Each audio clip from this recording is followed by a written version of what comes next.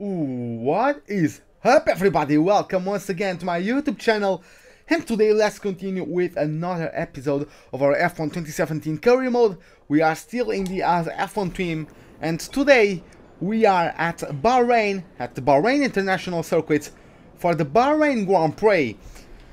So yeah, I just went ahead and already searched setup, already fitted the setup onto the car, so let's get right into it, shall we? By starting the track acclimatization program.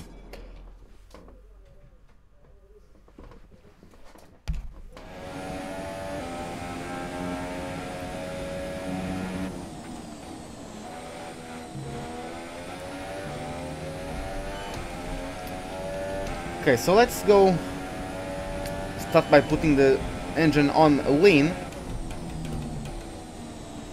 so we get the least possible wear out of it, or on it.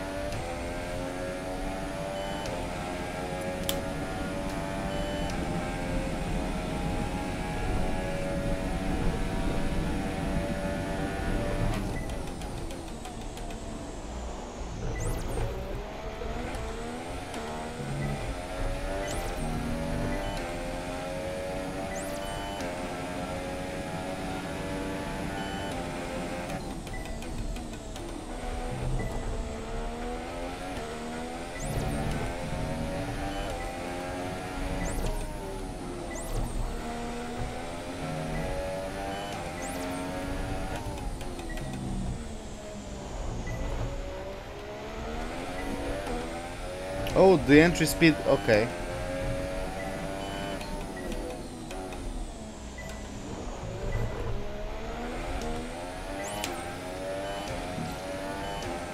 What? I pressed the RS, come on.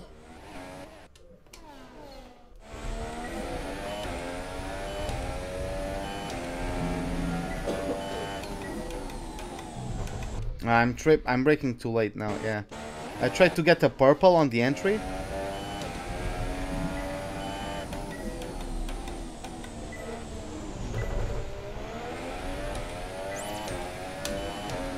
Come on, I'm pressing the RS.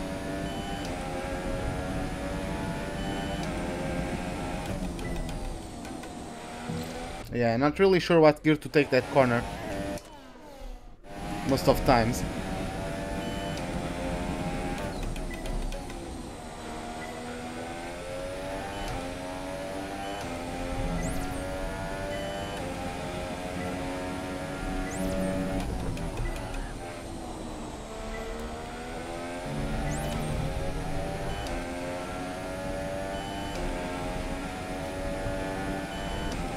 Okay, approaching the last corner now.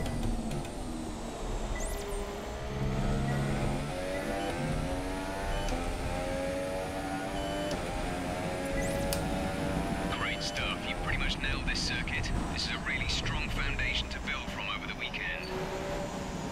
Okay, yeah, so we managed to do that, so really no points in trying to go for another lap, so let's just bring the car into the garage as quickly as we can without ruining too much of the engine, of course.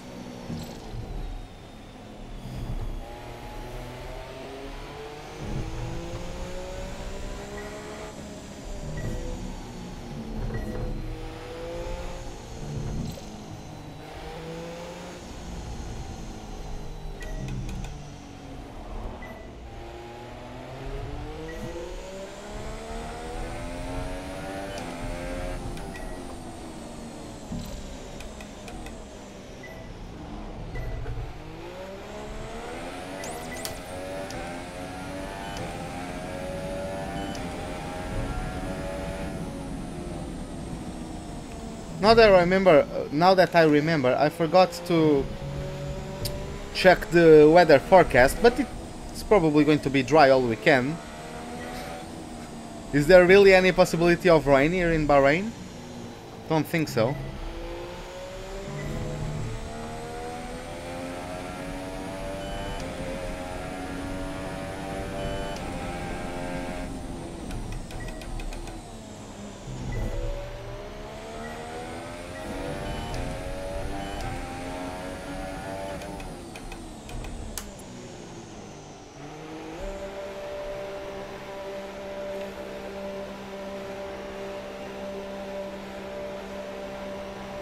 just getting some practice on the pit lane entry there. So yeah, let's get back to the garage.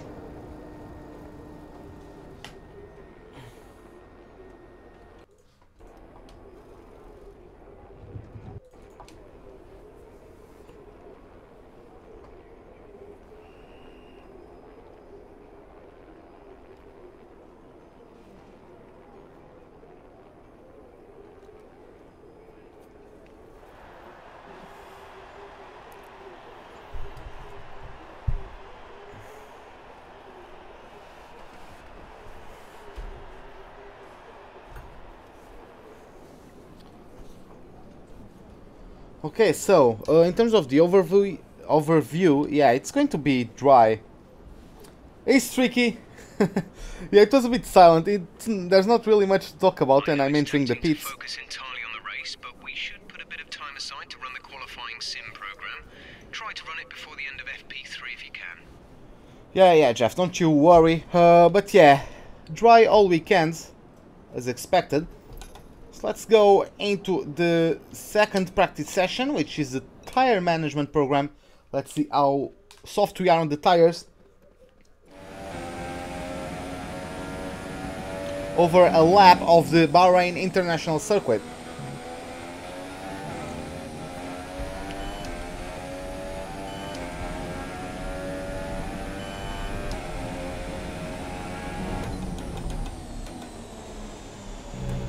Broke a bit too late.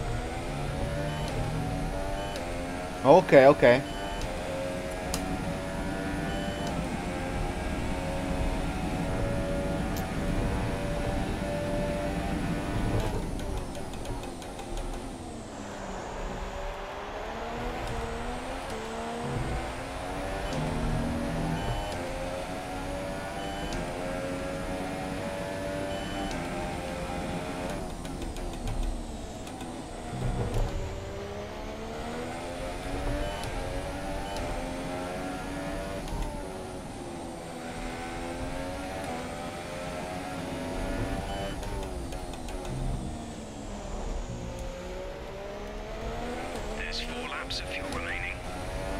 Yeah, I got myself in the middle of the green, but now I'm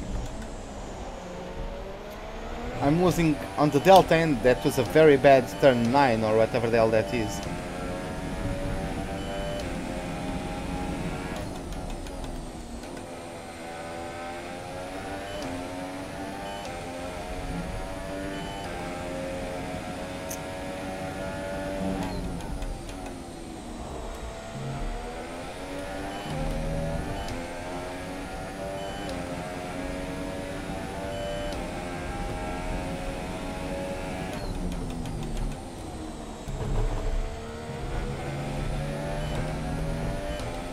Yeah, we're not even going to get the delta, so yeah, we need to be faster next time. We're not hitting our target. We'll need to rerun the program if we don't get the time delta back in the green.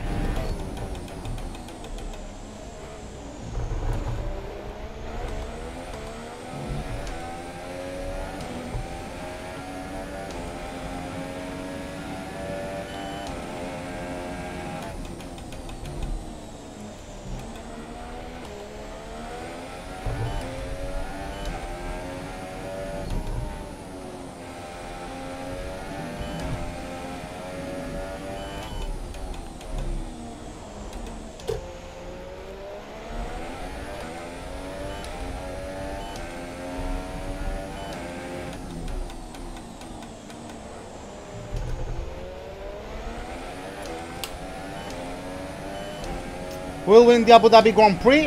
Don't really know. I'm guessing Hamilton. Don't really know how well the Ferraris are running this weekend, but I'm guessing either Hamilton or Bottas.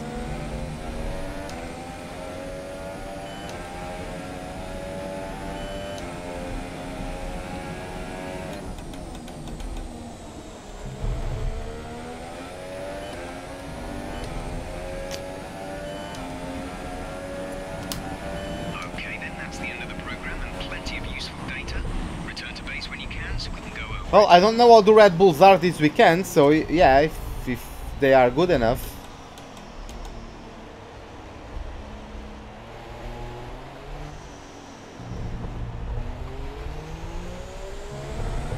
Oh, did they bring an upgrade? Did they bring an upgrade in the power unit for this race? Didn't know.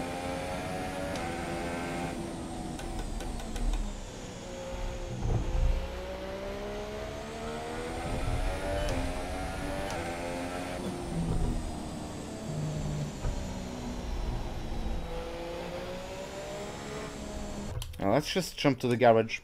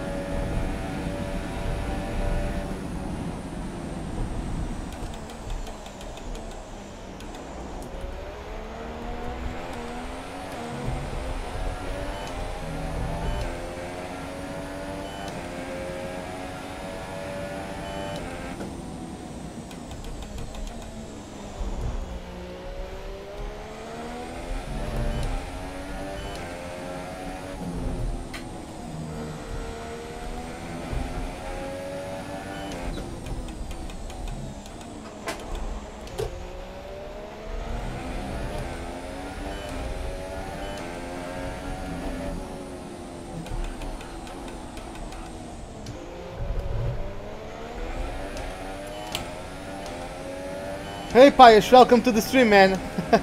Yeah, today you can watch it all. Okay, that's nice.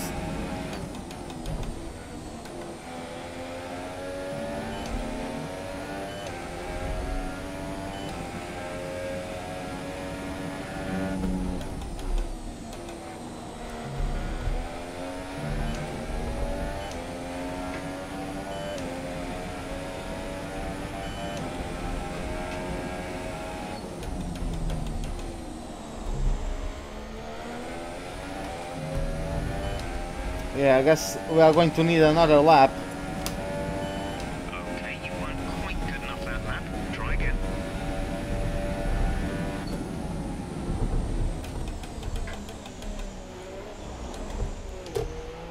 Ah, that's bad. I broke so early.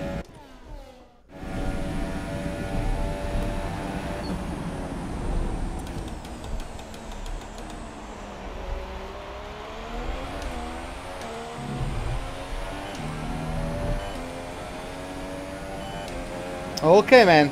Okay. Yeah, we are still in practice, so...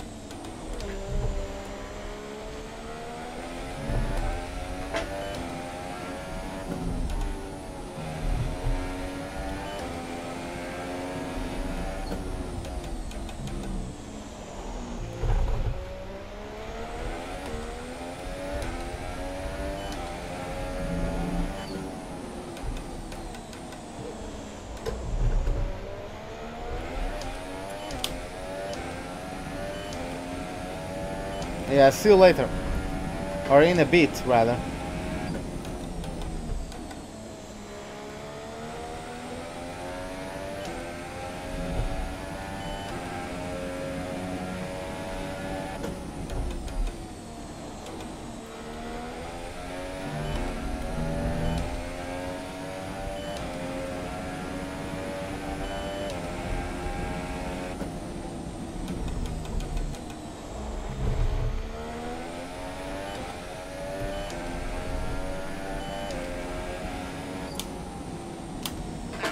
What? Ah, come on. Hey Danny, welcome to the stream. Let's try that one again. I just need to lift off the throttle and I will beat the challenge, so... Yeah, that's done. Let's get back to the garage. Yeah, we only have the qualifying pace and the race pace simulation done to do. We're actually fast sector 2, so let's see. Let's see how that goes.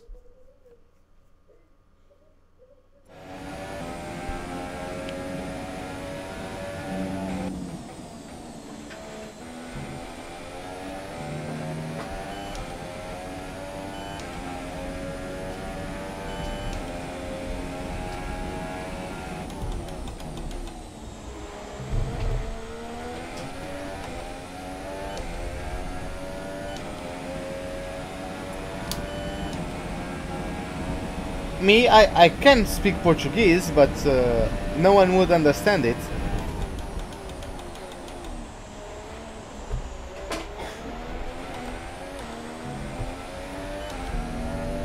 I'm forgetting I'm on qualifying. I was driving like I was saying saving fuel.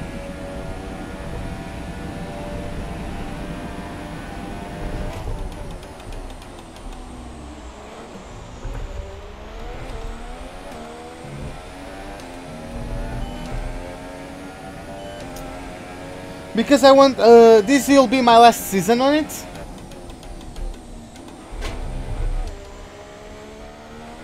If I can speak Portuguese, I can. Ok, ainda estou bocado abaixo do Delta, mas vamos tentar ficar pelo menos com o resultado verde agora. O RP não foi muito bom, 3 segundos abaixo do Delta, mas esta curva podemos recuperar alguma coisa. Não demos lock-up, o que é bom. Ah, mas continuamos a perder.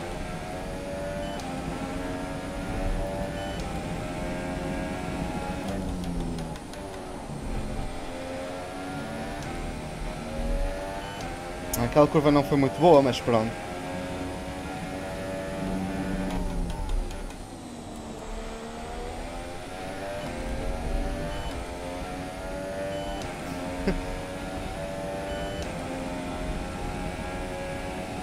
Ok, última curva. Aquilo foi mal, mas pronto, whatever. Ok, 1 second slower. 1 second slower than the target time. Okay.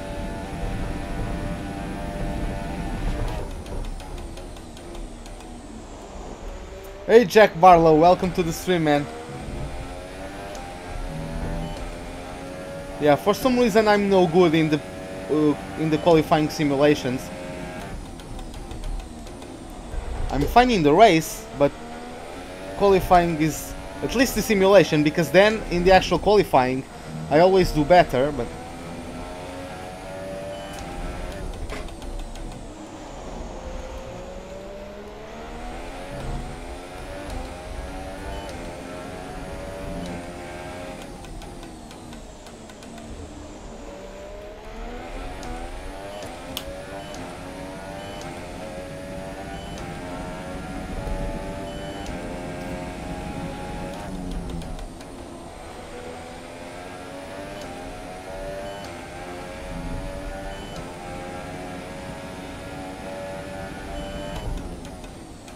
oh, I love Canada myself. It's my favorite track, so yeah.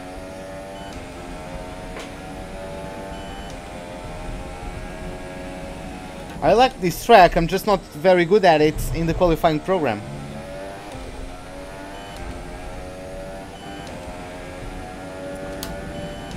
We'll want to rerun the program if we can't improve on that time.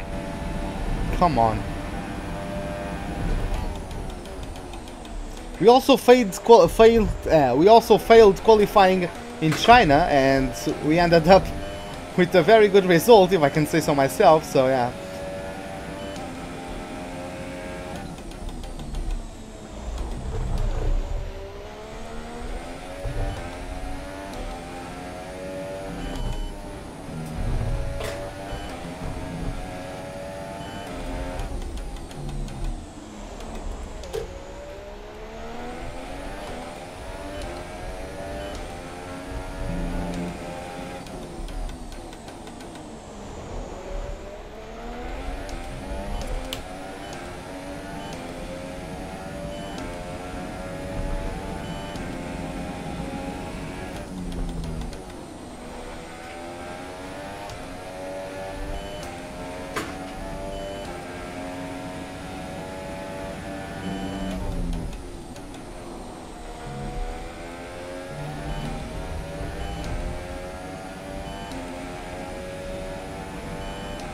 Oh yeah, they made some laps in Bahrain with the Haas, didn't they?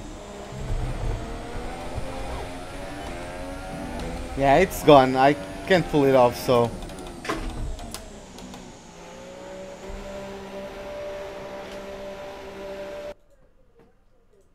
Sorry.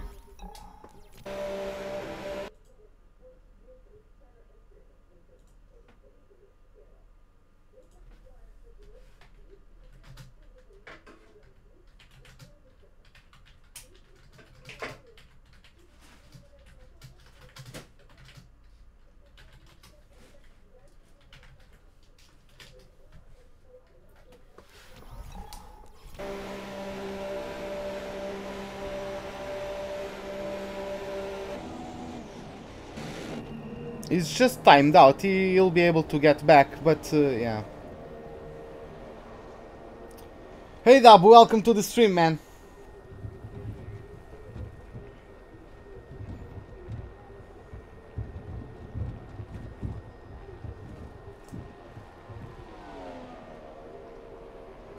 Well, it's a Latin.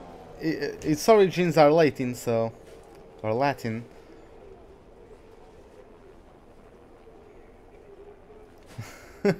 Yeah, I guess you are through some busy times, right, with college. I didn't go to college myself. I was fortunate enough to get my obligatory 12 years of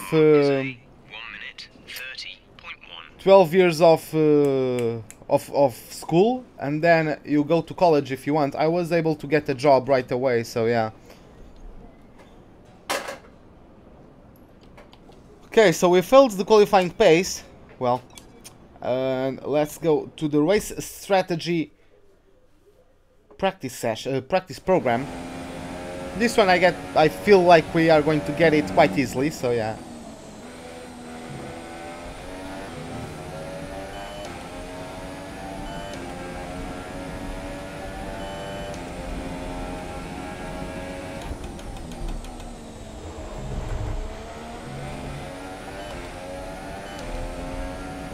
No, this is still FP1.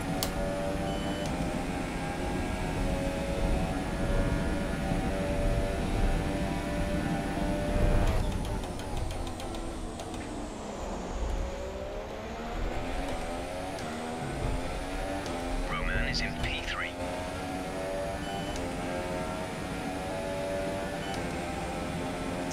Oh yeah, that's not very good. Yeah, I do, unless it rains, and then I just skip to the next one, so I don't have to wait for the rain to end. But yeah, I do everything in one session, and then I jump to quali.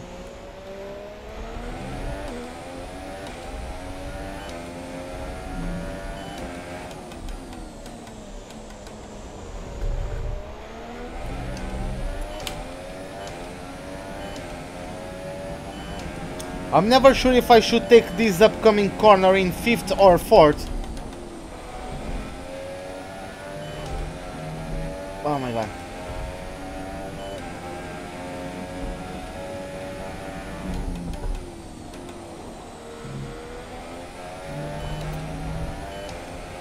I don't know.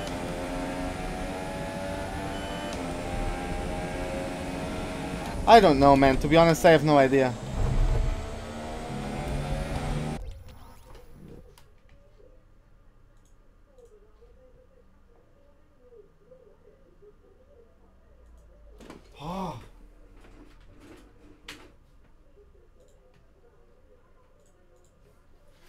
Hey Julian, welcome to the stream, man. Yeah, it's something with my ages, like for some reason it got muscle memory on me. I always write the age after where it should be. I don't know why, man, but I do that mistake with so many words.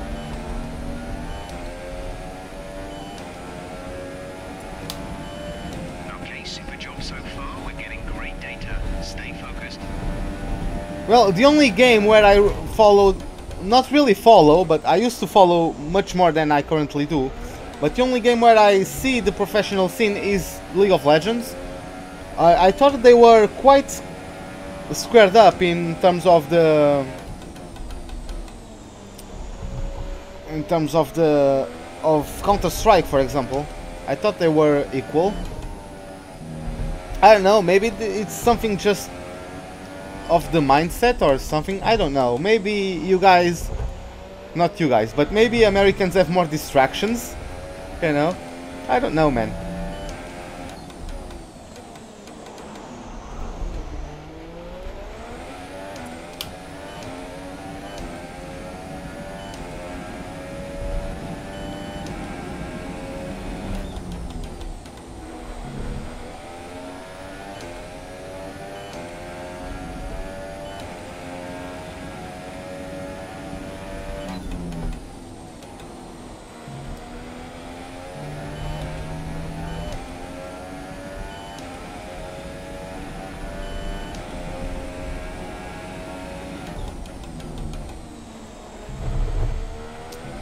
Hey Schumacher, welcome to the stream!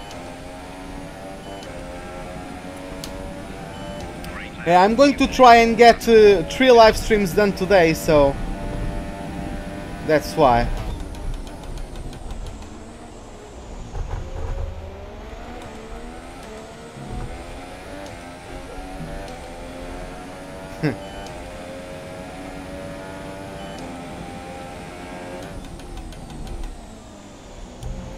Hey, Danny Foggin, welcome to the stream.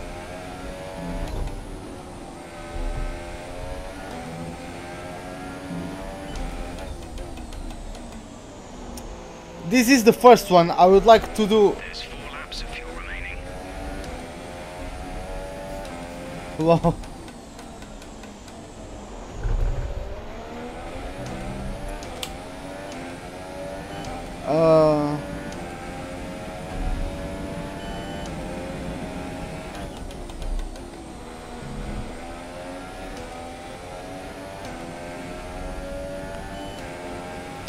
Yes, I've done that last Saturday, so I can pull it off again.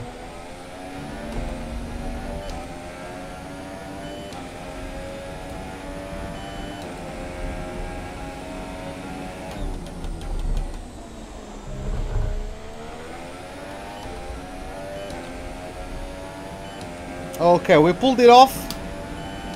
Okay, super job so far. And yeah, let's... By the way, let me get first to lean mix, then... return to the garage. By the way, NA is far behind. Anytime...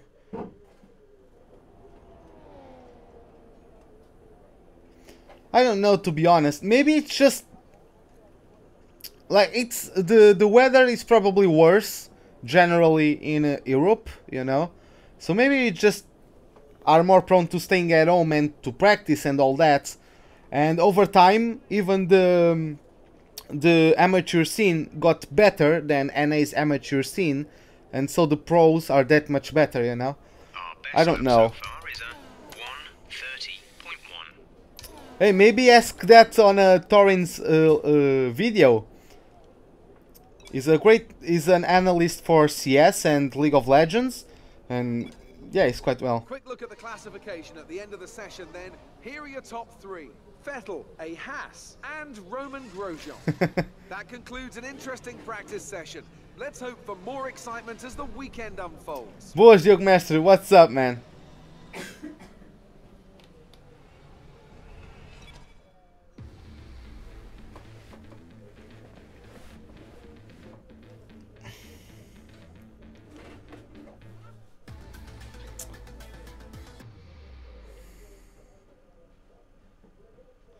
Yeah, just reading the chat, see if anything new pops up. No, looks like I didn't miss anything.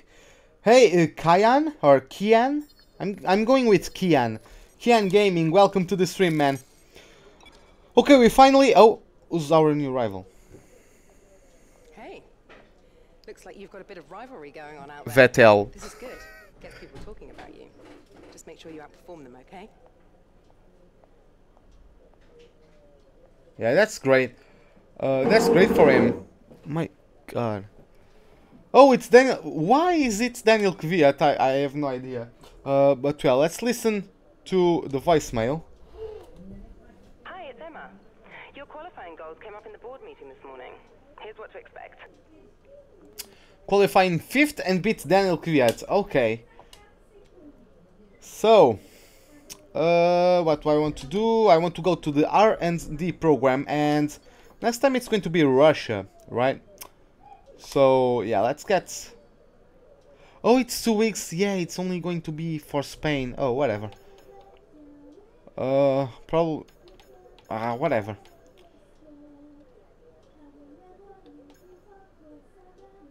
Well, it depends, man. Like, those guys are of a TR Met, like, they are... English is their native language, so they're always going to be more entertaining, more fluid with their speech.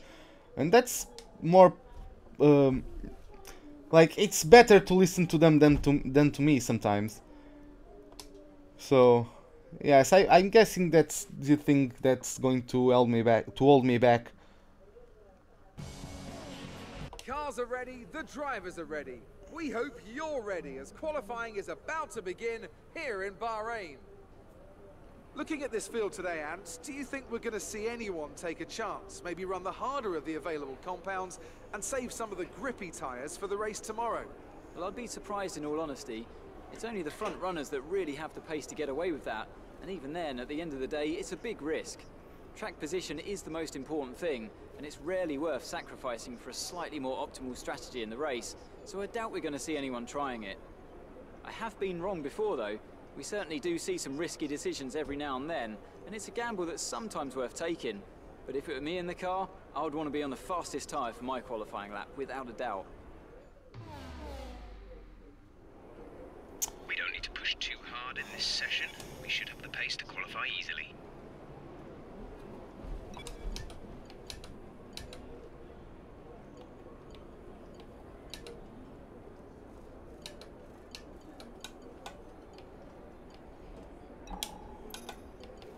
Okay, so let's get out in the super softs. Oh, by the way, I need to change the fuel load. Let me see how much does the car have currently. Yeah, that's too much. Let's go down there. And yeah, let's get out on track. When you're ready, let's go.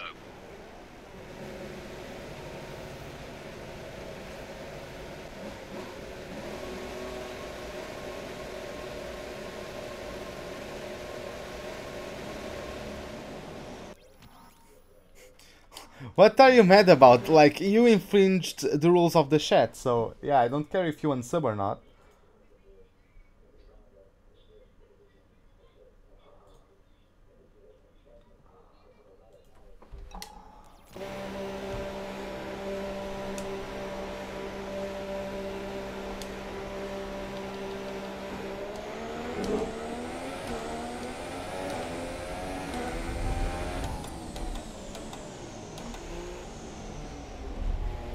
Well, yeah, they've improved on them, but it's not like it's the main focus, you know? The resources are much more well spent at just the cars and the racing and the environment and all that. Yeah, the drivers themselves are a part of it, especially when you get those TV broadcast-like shots of the pit lane before the start of a session.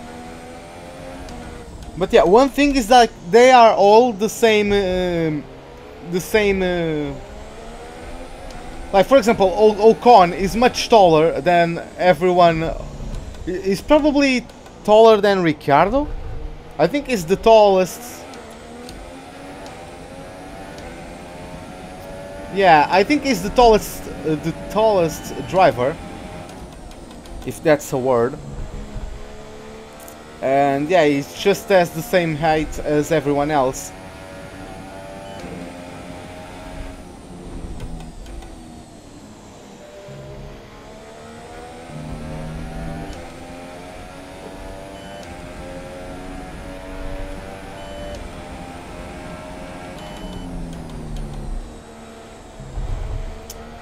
Yeah, the sun is setting over the... what's the name? The Bahrain International Circuit.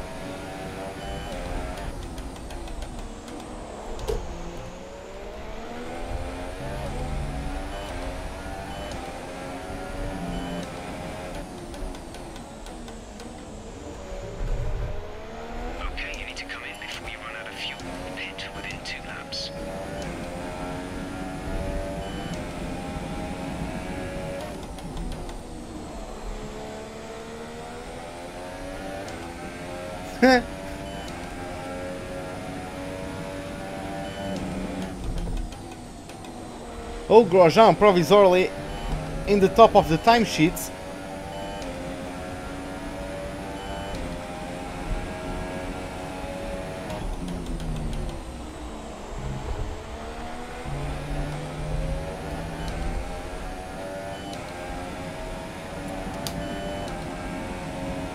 That's P2. You're currently in second place.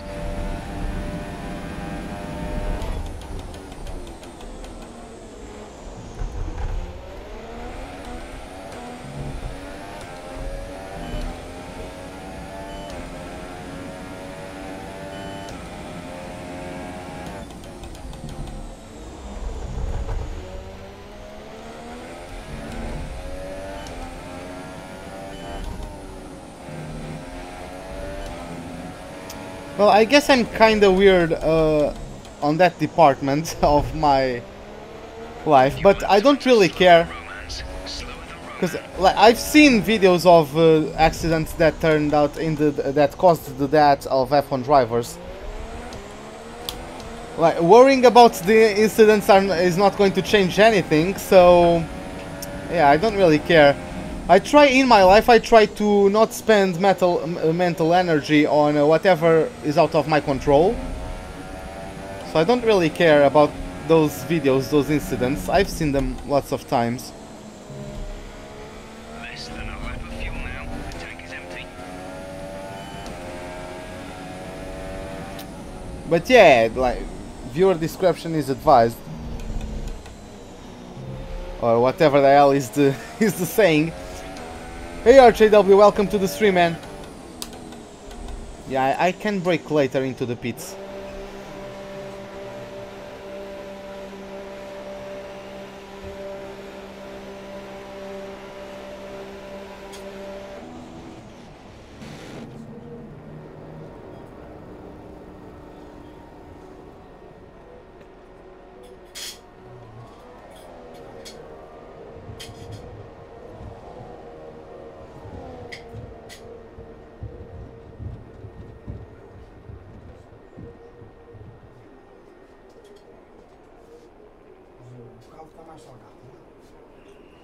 Coisa está. O caldo está mais.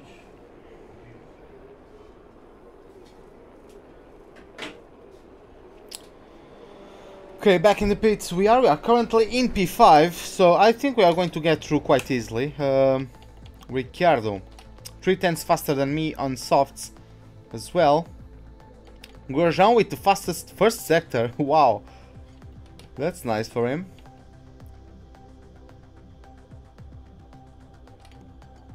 But yeah, I think I'm around what the softs should be slower than the super softs. You know, 1 second, 1 second and a half.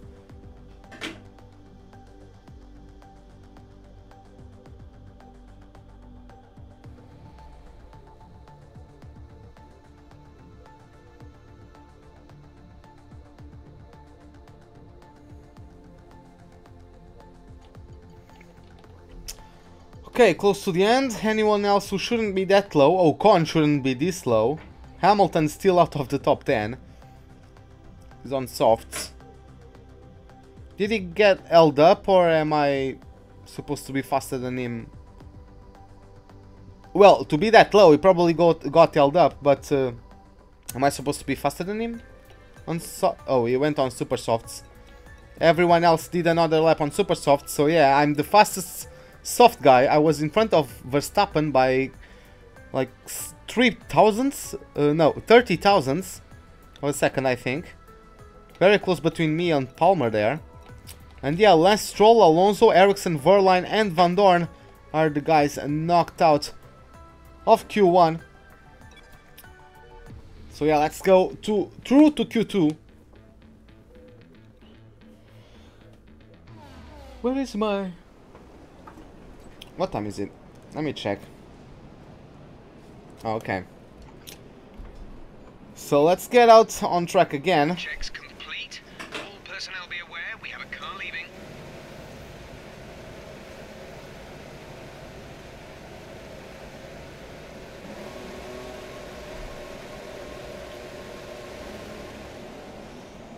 Yeah, it's that It's exactly that track. At least here in Portugal and in London times, London, like the... Oh, is it the Greenwich time zone? I don't think. Is it the name of that? I'm not sure.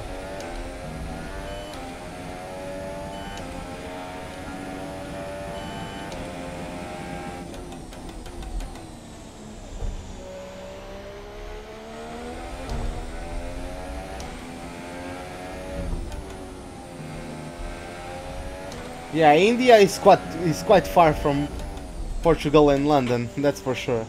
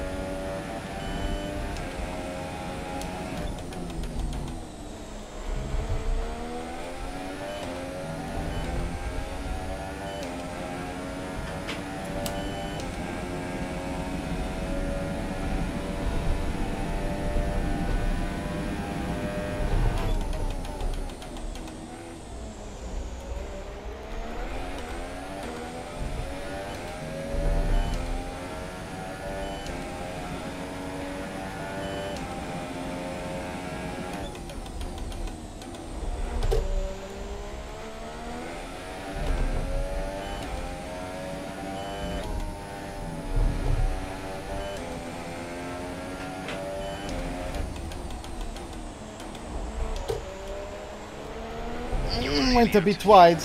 Almost out of fuel. You need to pit within the next 2 laps.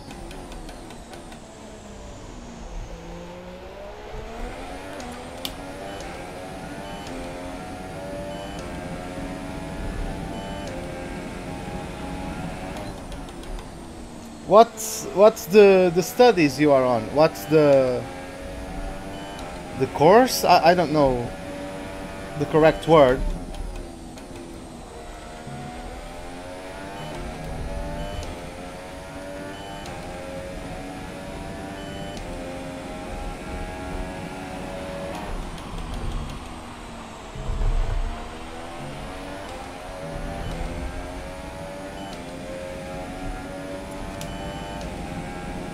That's the fastest lap so far. Well done. That was not my best lap ever. I mean, what lap times were the front runners doing in Q1? I think they were still quite faster than me. Quite a bit faster. At least Verstappen is slower than me, which is nice. It can't be too bad of a lap time. Damn, 8/10 off.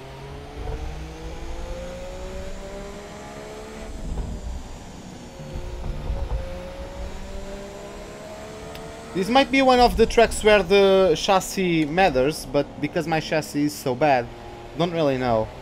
Ocon is in front.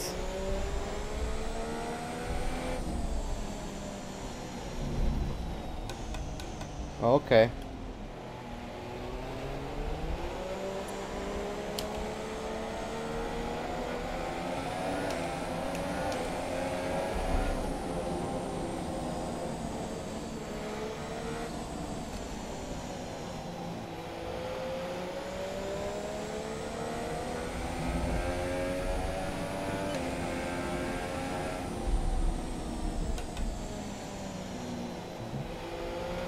Less than a lap of fuel now. The tank is empty.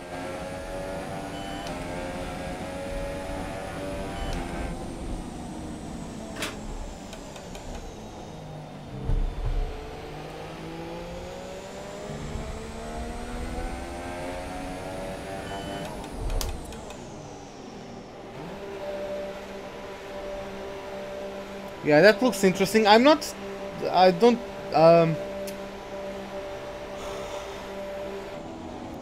People around me sometimes think I'm good with technology and stuff because I'm young, but I really don't care. You know?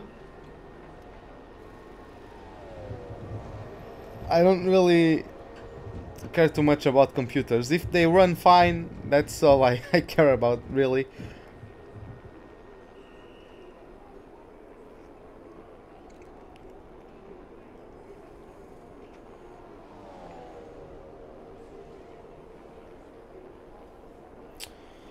Okay, P4 currently, so yeah, I think we are easily going through.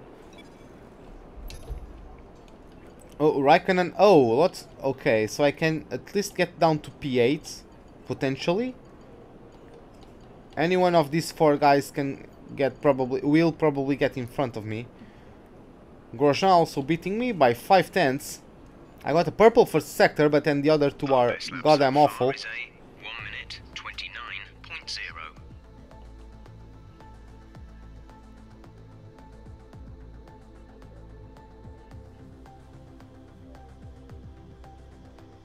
Yep, down to P8.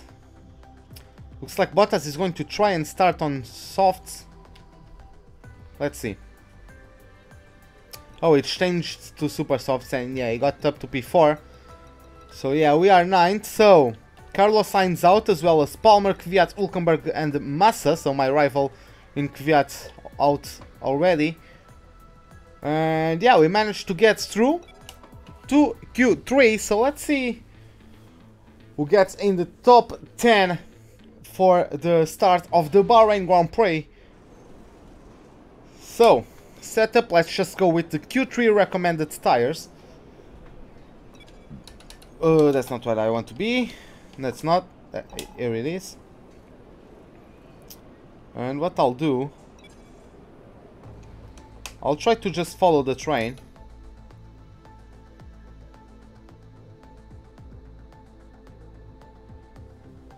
Perez with probably the best lap time of his life. He's provisorily in pole.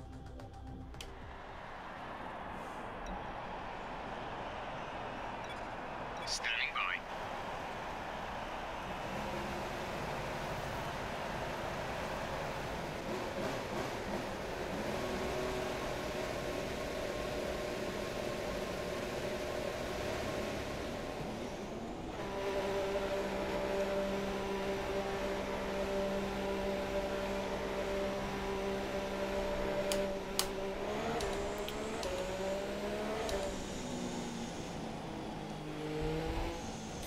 So I'm just going slowly. I'm going to be on max so that when I press the gas I still lose the fuel, because in the couple last laps I've been finishing with slightly more than 1 lap of fuel left.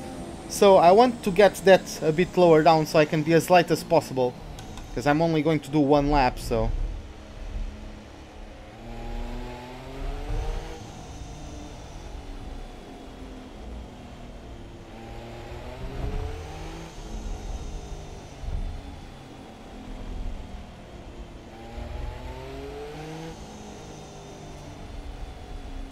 Are the other cars coming to the track?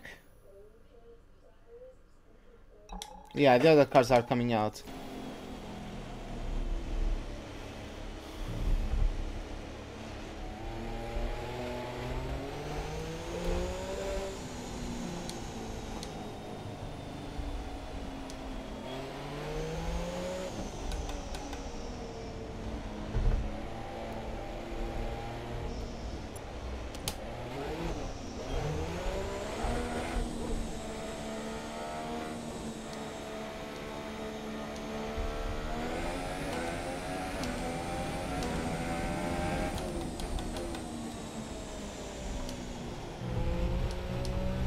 Power unit is fine as well, I think. I think it will survive this race.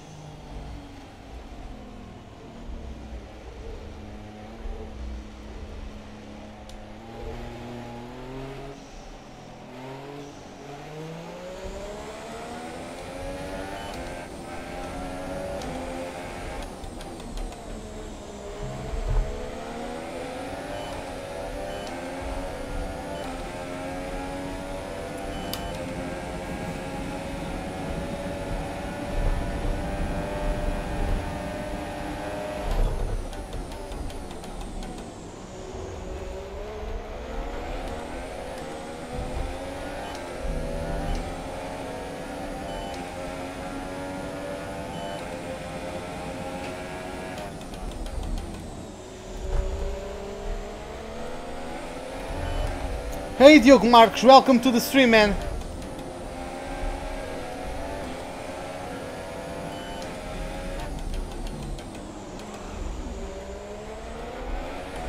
That's not good. Oh well.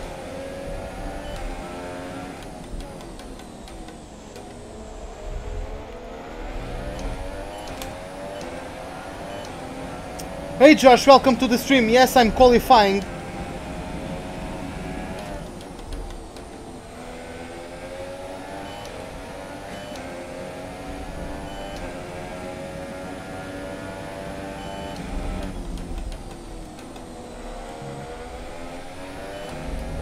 I'm plus 12 thousandths of a second. Is it compared to the lead?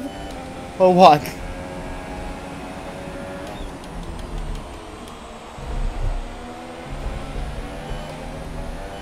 Not the best exit, god damn it. Damn it! Okay, that's pretty disappointing, but we can turn it around tomorrow. Oh yeah, it's a bit disappointing. The grid is all set then for the race tomorrow. But before we go, let's quickly remind ourselves of our top three, who are Hamilton, Perez, and Kimi Räikkönen. With qualifying complete, all that remains is the main event. We'll be live and uninterrupted for the Grand Prix tomorrow, so make sure you join us then. Yeah, so yeah, I just can't get below the 129, so well. That's unfortunate. I had some poor corners, yeah. Disappointing stuff. Got beat by my teammate, failed the top 5 team target. At least Lewis Hamilton is the one leading the race, and Perez is second. As you can see, I'm okay with Hamilton being on pole and Vettel being fourth at the moment. With a good start we can get right back with them, so yeah, let's see how it goes.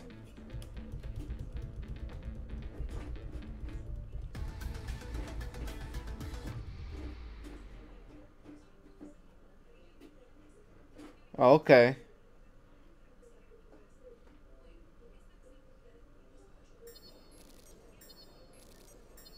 Well, it's not Kubica with them. I thought Kubica. I thought it was official that Kubica was. Well, beat Kvyat. He got knocked out in Q2. And yeah, I missed everything. So let's listen to Emma Jenkins about the targets for the race. Hi, Emma here. Just wanted to let you know what the team are hoping for in the race. Yes, it looks like so, doesn't it? Hey, Speed Killer. Hey, Paul. Welcome to the stream. I'm seeing some new faces around here, so I'll just show you guys. Let me go to the pause menu. And what I do is, the only assist I have is the dynamic racing line. And the race settings 103 AI is what I run against. So, having said that, let's go. Get on our race suit and let's go out on track for the start of the Bahrain Grand Prix, as shortly from the commentary box we left Crofty with the rundown of the starting grid. Well then, after an exciting qualifying session yesterday, let's take a look at how the cars line up. Lewis Hamilton lines up on pole position, edging out Sergio Perez, who lines up P2. Looking down the rest of the grid, we have Räikkönen, Vettel, Valtteri Bottas, and Grosjean, Ricciardo, and a Haas, Ocon, and Felipe Massa, Hülkenberg, Kvyat, Carlos Sainz, and Stroll, Alonso, Ericsson, Pascal Wehrlein, and Max Verstappen. Van Dorn and Jolyon Palmer rounds off the grid. And now it's time to head down to the track. I knew I had qualified 9th, so Verstappen got down on the grid, so that's why. Going into the first corner, so try to keep it tidy. So that's why. So that's why I'm up to P8, because Verstappen DNF'd. Or not DNF'd, but got a grid penalty. Jesus Christ, English is hard. Yeah, that was good, wasn't it? Okay, let's go for it, boys. So we now have 1, 2, 3, 4, 5 red lights. Lights out, and away we go for the Bahrain Grand Prix. Oh, what a good start we are having. Already past the Red Bull of Daniel Ricciardo. Then we are right side by side with Roman Grosjean. Vettel dropped down to P5, overtaken by Bottas. We are going to dive on everyone. We went too late. Yeah, I'm going to restart it. Damn it. That was such a good start, but yeah, that was stupid. What? Oh. I wasn't trying to brake later. I just missed the braking point. Should I try iRacing? I would like to try iRacing, but later. Later on, when I have a better wheel, I would like to get a better wheel. And when I have a 3-monitor setup, I'm going to iRacing. Till then, I'll stick with these. So yeah. Take 2, forget that happened. It's now 1, 2, 3, 4, 5 headlights. And once again, lights out, and away we go for the Bahrain Grand Prix. This time around it wasn't such a clean start. Vettel once again with a poor start. Bottas already up to P4. He's side by side with Lewis Hamilton. Let's see who's the latest out of the late breakers. I saw a window there from Grosjean, but yeah, that was always going to close. Almost 3 wide, I think, into turn 2, so that's why I went off to avoid everyone. Vettel down from P4 to P7 in the span of 1 corner alone. Grosjean is side by side with Raikkonen. What a poor start for the Ferrari boys, as they have gone down multiple places right from the start. Grosjean still side by side with Raikkonen. Let's see who gets the upper end on that battle. Ferrari, the Finnish driver, is now going to have the inside line. Grosjean goes around the outside and he pulls off the maneuver. What a great maneuver from the Frenchman of the Haas F1 team. So let's try to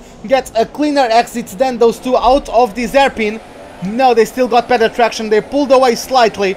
So yeah, let's get back to standard mix. There's not really a good overtaking opportunity in the upcoming corners. So let's go for it. Let's try to not screw up. Just take the slipstream down the next patch of straights and hopefully get a maneuver done on Raikkonen there. Let's see. It was a bit too wide on exit. Yeah, it was going to be wide. I tightened up the corner a bit too much. Is the T150 worth getting? Yeah, I'm currently using it and I like it. I like it quite a lot, especially with the T3PA pedals. But it's still not the best entry level wheel, I think, but it's not the best wheel overall around. Going to pull off a Ricciardo-esque maneuver on Raikkonen. Oh, he cut a little bit off the corner. I had to go wide to avoid him. Almost lost the back end, and he slowed down Vettel. So Vettel is now being pressurized by some other cars, and Vettel is on the outside. So he's going to be... Oh, there's Ocon. Ocon spun around in turn 3, I think that is. And yeah, he's qualified in the top 10, I guess. So yeah, that ended up really badly for the Frenchman of the Force India. Yeah, that was bad for him. He was battling. He went 3 wide, I think, into turn 3, and he got the shortest end of the deal there. Okay, so Raikkonen is still not too far behind. I need to catch up with Grosjean. The top 3 are already pulling quite considerable amounts of time between 3rd and 4th due to the battle between Grosjean and Raikkonen. Better on this right-hander than last time around.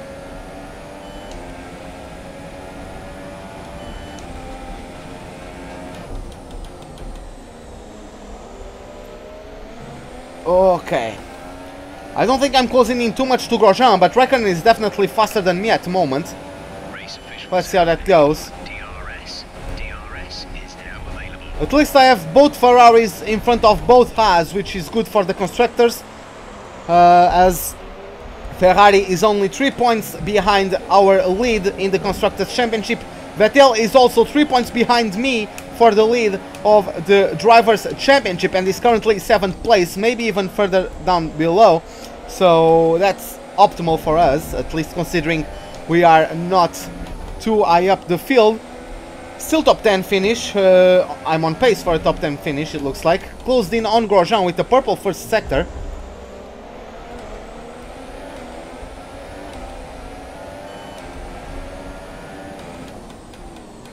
Hey, Canucho, YouTube, welcome to the stream, man. Hope you enjoyed the live. Is it a bit higher? Oh, okay. I'm just comfortable with this one, so don't really matter. It doesn't really matter too much. That's what I'm used to already, so no need to get it higher. But yeah, we are losing time in the sector 2, but we got a purple first sector. Well, I'm still on a purple... What? Did I just do a purple second sector as well? I thought I was losing time to Grosjean. Whatever. I'm guessing the RS is going to be available soon, so let me pick up a rich mix to keep myself close to Grosjean. Grosjean himself is catching up to the top 3, unless they had some tangling action there. And I post the fastest lap of the race so far, but Grosjean is right up on the gearbox of someone else who I cannot currently see. Oh my god, it's Perez, because both Mercedes are currently in a 1-2. So yeah, we have come up on the Mexican. Let's see if Grosjean can overtake him, and if I can overtake both of them, maybe. Oh my god, yeah, that was quite low, quite late, I mean. No, you go ahead, man. There's really no need to be side by side to rear, that's only going to cost us time, even if I get the move done. Just like what happened with Raikkonen. Grosjean battled with Raikkonen, and even though he got the move done, we lost lots of time to the top 3. So yeah.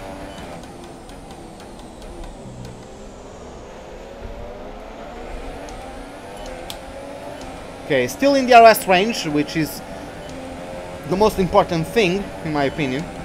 At least for the time being. I should have gone down to 4th, maybe. I'm never sure which gear to take that long left-hander in. Oh well.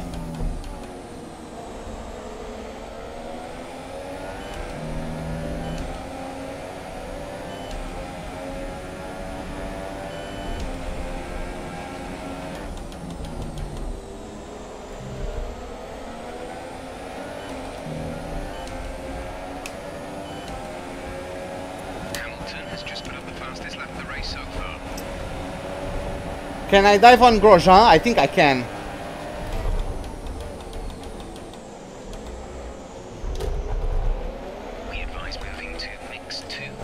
Oh, I tried the switchback, but yeah, he covered me off. God damn you. You French baguette.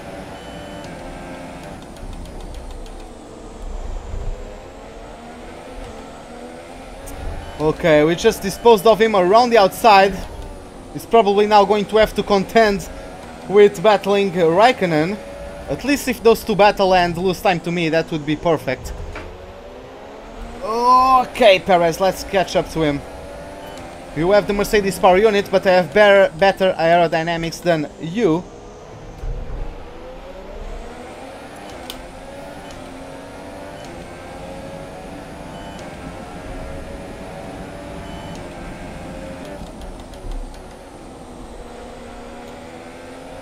Oh, Perez was starting to slide there, if I saw correctly.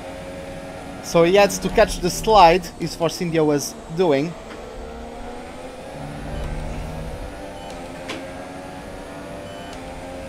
I think I'm still on the DRS range, so back to rich mix.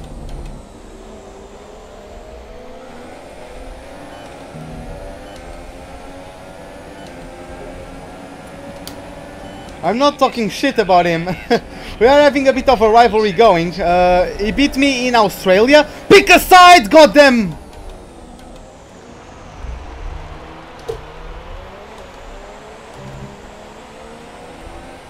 If I went to the left, it would force me to step the brakes on the curb. That's not going to help. Right, so I had to avoid him to the inside. God damn!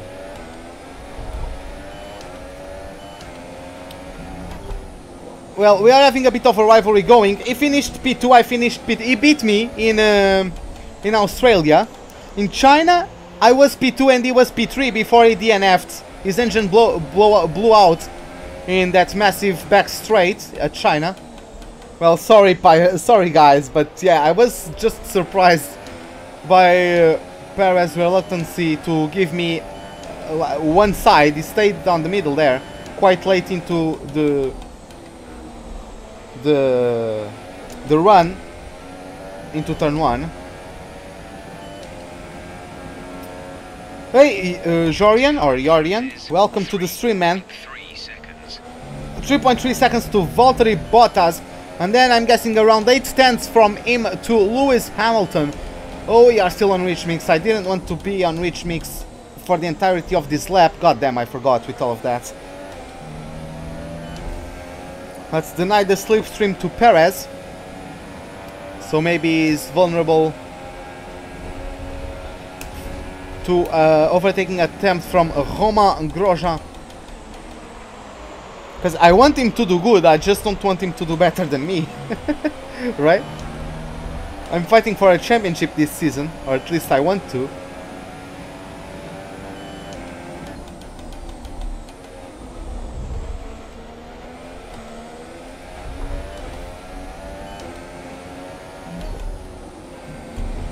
.2, so I'm slightly faster than Bottas in the first sector. I mean, he got DRS and that, and I still closed in by 1/10, so I'm feeling confident about my pace in the first sector. It's the second one and the third one where I'm absolutely shite at.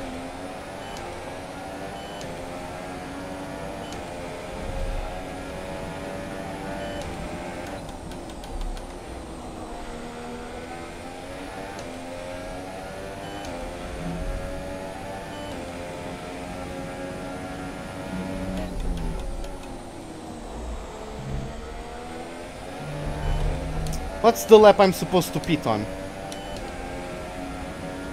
Lap 16. Okay. Turn!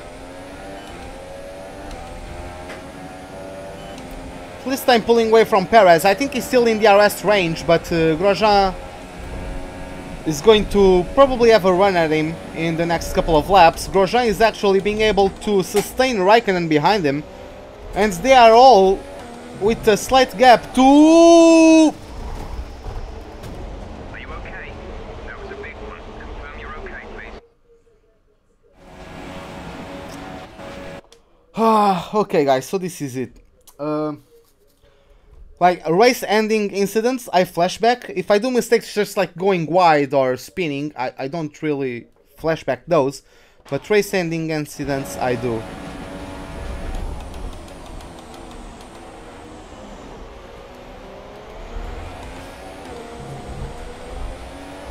That never happened to me.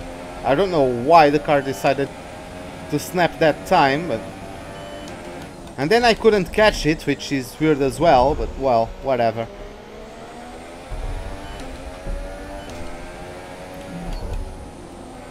Slowly catching Bottas, 1/10 per lap, it looks like. So I can't be that slow. Yeah, there's quite a train led by Perez now. That includes Perez, obviously. Then Grosjean, then Raikkonen, then Sebastian Vettel, who is probably just fuming after his poor start from P4 down to P7. And as well because of the fact that I'm the championship leader. And he's only 3 points behind me, so he wants to get a better result than me. Let's see if he can first overtake his teammates, then secondly overtake Grosjean and Perez. I'm just hoping for Grosjean to be able to overtake Perez, so then Perez holds up the Ferraris, potentially. Unless Perez can get right back at Grosjean, because you know, Mercedes power unit. Okay, the gap behind is 2.1 seconds. Yeah, Perez can't get DRS anymore from me, and yeah, looks like Grosjean got the move done. Still side by side on exit, but yeah, they are still just wheel banging down the run into turn 3. Yes, he was penalized for that. The thing is that by the time he got the penalty, he had retired. I don't know what happened to him, but he retired the car. So yeah, he still got penalized for that race, but since he DNF'd, he didn't need to serve the penalty. Perez has mechanical problems. Oh, come on, man. Right now that Grosjean was able to get past him, now that's when he's going to let every Ferrari pass as well. No, yeah, Maldonado was penalized. He just DNF'd, so he didn't serve the penalty, but yeah, he was penalized. Or penalized. Come on, I'm not focusing as much, I'm losing time to Bottas now.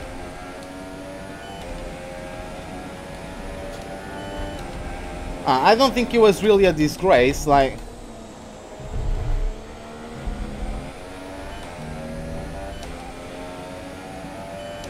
Yeah, you are entitled to your opinion. I just think... Well, he had some talent on him. He was able to fight with Alonso. It wasn't just pit strategy or anything like that. He fought with Alonso and beat him to win the Spanish Grand Prix. So, you know, he had something going on there.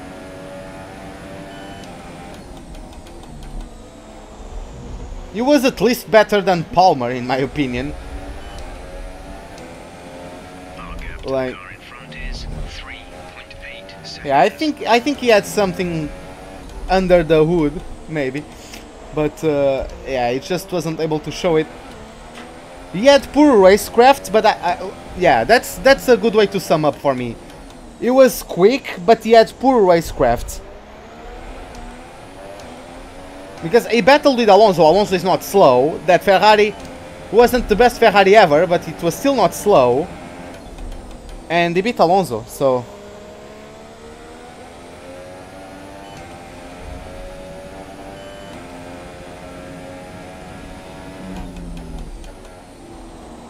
The gap behind us is 2.5 seconds.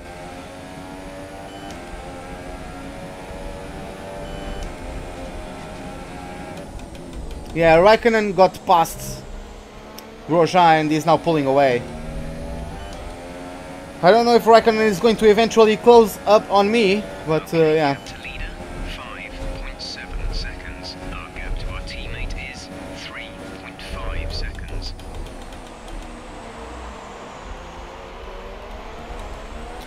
How long since I played CSGO? I never played CSGO.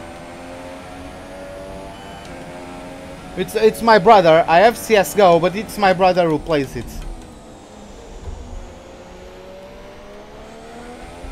I never played CSGO. I'm just a bit tired of online shooters. I used to play Crossfire, I used to play Warhawk, I used to play... I don't know, man, so many shooters. Crossfire, I don't know if I already mentioned. I played COD as well, both in PC and PlayStation. I'm a bit sick of, to be honest, of competitive multiplayer shooters. Like first-person shooters for me, nowadays, it's just about the campaign.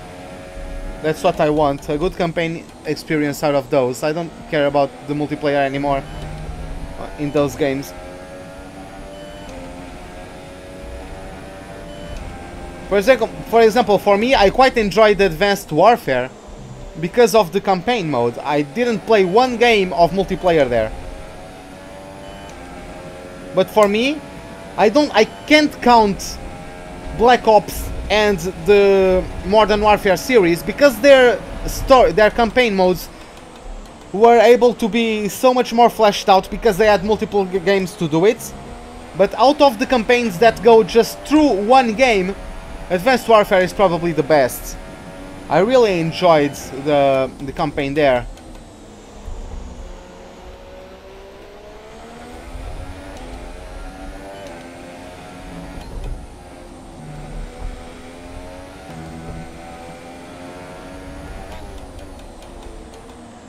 Yeah, that's personal preference. Yeah, I never played Prey. I saw your moments. I saw your moments video. And yeah, I never played any Prey. That's a reboot or a remake or something, isn't it? I think it was there was a first Prey. I also didn't play that one. I was prepared to love Battlefield 1, and then its single player is bullshit. Like, for me, the best first-person shooter ever is Brothers in Arms. You go play one of that games, like, wow, like, honestly. Just because first the game itself is enjoyable, then you have this strategy aspect to it because you are what's the name? You are a sergeant, so you have 2 teams and sometimes even 3 teams to command. So you can do an entire playthrough of that game. You can beat the game without shooting a single bullet, because the way you can like maneuver your squads and find flank routes and all that, you know, which is basically the way it at least in urban warfare, that's the way the battles were fought in World War II, you know. It was squad versus squad. Have I played The Last of Us? Dude, I played The Last of Us 3 times. I'm currently in my 3rd playthrough because I played it on normal. Then I was going to play it on hard and then go to realistic or whatever it is called. But I was playing hard, and one day my little cousin saw the game and wanted me to do a playthrough for him because the game it is in Portuguese. I play with it in English, but I can put it in Portuguese. So my little cousin, of course, doesn't understand English. So yeah, I do just on easy, just for him to see the story. I played for him to see in Portuguese, so that's the 2nd walkthrough done. Or playthrough done. And then, oh, Bottas is pitting as well. Are my tires going longer? Like, Roman has just crossed into the pits. He's in the pits. looks like I'm good in the tire wear because I was expected to pit lap 16. Wow.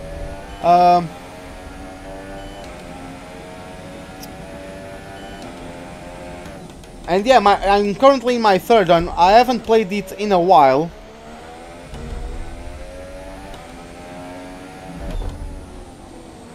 Man, it's one of the best stories in a video game you'll ever experience. Like, I swear to God, man, it's that good. It's Naughty Dog. Like, they've always made great stories, you know? The Uncharted series is great. And yeah, The Last of Us is great as well. What other games have they done? I don't remember. Obviously they did Crash Bandicoot, but that's a platformer. That's not really a story-driven game in the way Last of Us is. Yeah, I don't remember any other games they've done apart from Uncharted and Last of Us. They did Overlord, but that's no, that was not them. Box this lap. Understood. Stopping this lap.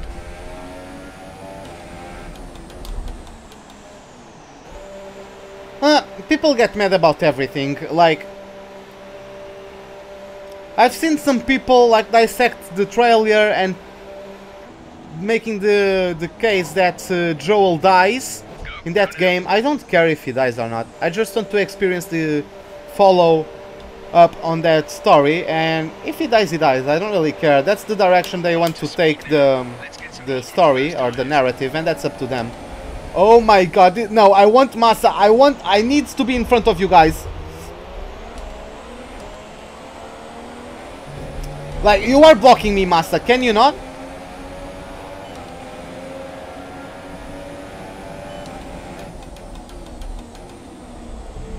Did any of the other guys get stuck in this train? Where is like Hamilton and... Oh no, okay, they got through. None of them got held up behind. Okay.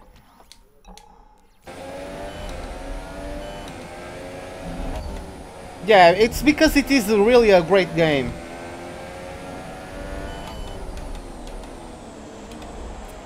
But yeah, guys, you go on Steam, it's really cheap. Go pick some Brothers in Arms games.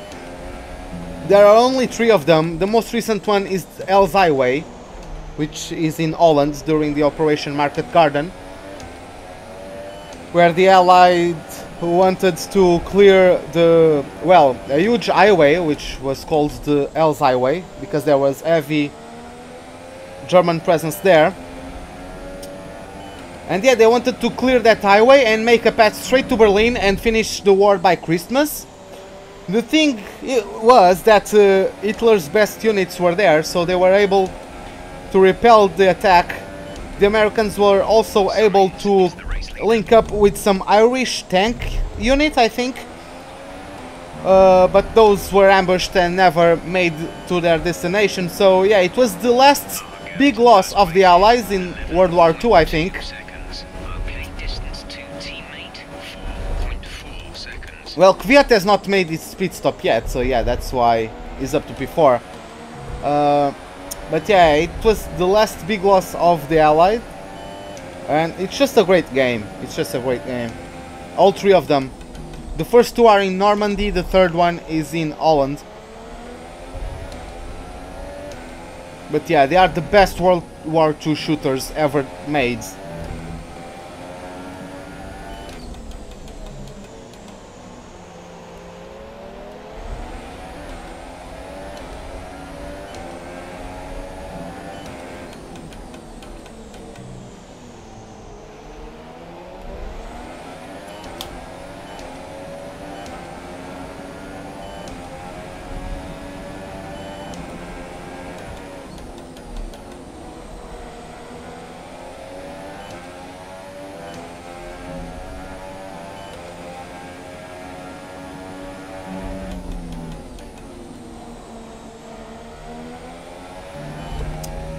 Okay, let's overtake the torpedo.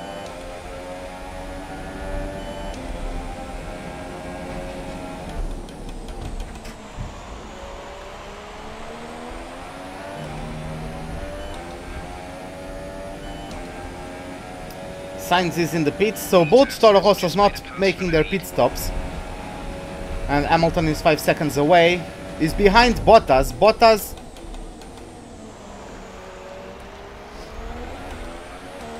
Yeah, it was nice, especially like the season 4 bits under the 2017 logo.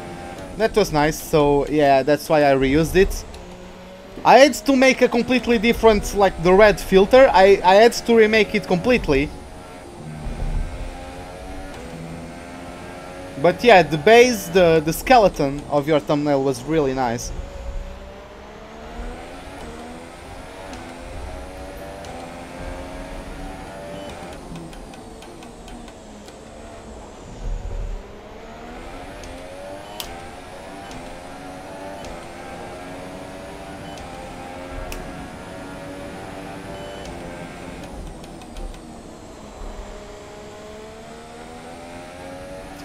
Not really, it's just a technique that I used like a lot. I always loved the color splash effect, even though that's not really a color splash, but because if it was a color splash, it would be the thumbnail in black and white and only the car on the real colors. So instead of black and white, I have red there, so it's not really a color splash, but well, it's a variant of it. I quite enjoy the look of it, so that's why I use it so much.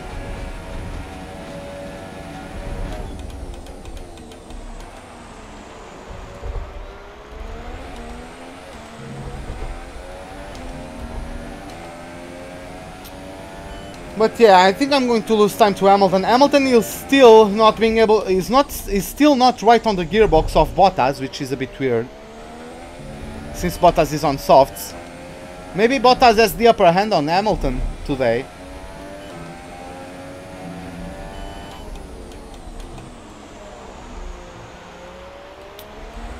What time am I supposed to pit? Lap 34. So 34 and do what? 23 laps? I'm going to do 25.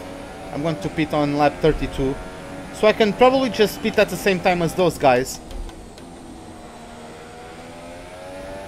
Okay, man. Yeah, don't you worry. If if there's anything, I try to learn by myself some stuff, but yeah, of course you are the one with the knowledge. You are the one who studied, so yeah.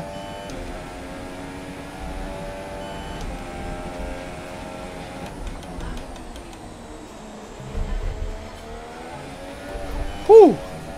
The car tried to kill me there.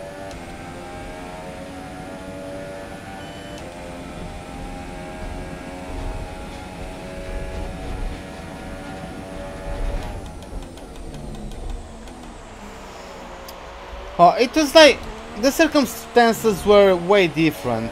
Like, they didn't get podiums this season, probably because of the mishaps between Ocon and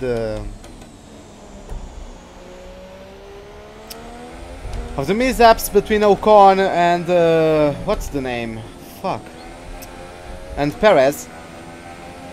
But yeah, it probably like last year it was Mercedes basically winning everything. Yeah, I'll go to the gym tomorrow morning as well. Well, not really as well, but I'll go to the gym tomorrow morning.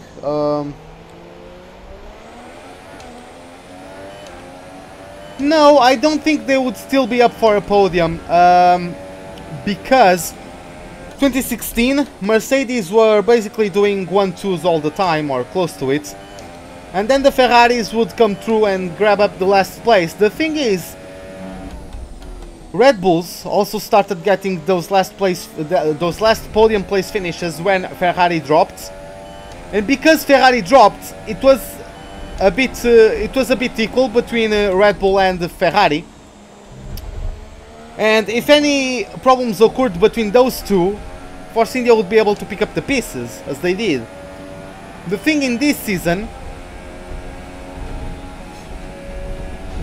yes, that's a good time for me. The thing in this season is that Ferrari are quite close to Mercedes, so the gap between the last podium finish to Force India is bigger than last year, you know? I don't know if I'm making sense, but yeah, it's hard to try and make sense while driving sometimes.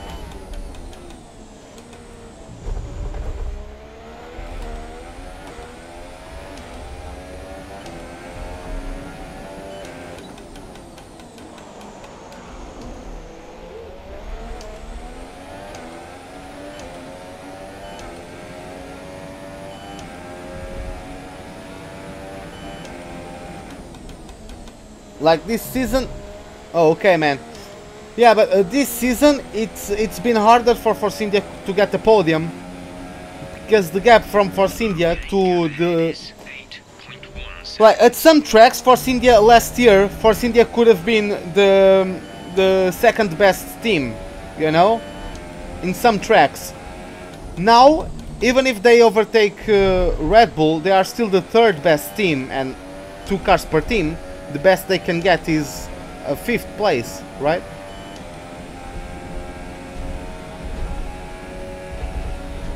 So the gap to our teammate is 5.4 seconds. Okay, some information on Sainz. They seem to have an issue. Oh, Sainz has an issue. He's going to be dropping back, unless he has a puncture, which is even worse. But might cause the deployment of a safety car. We never know.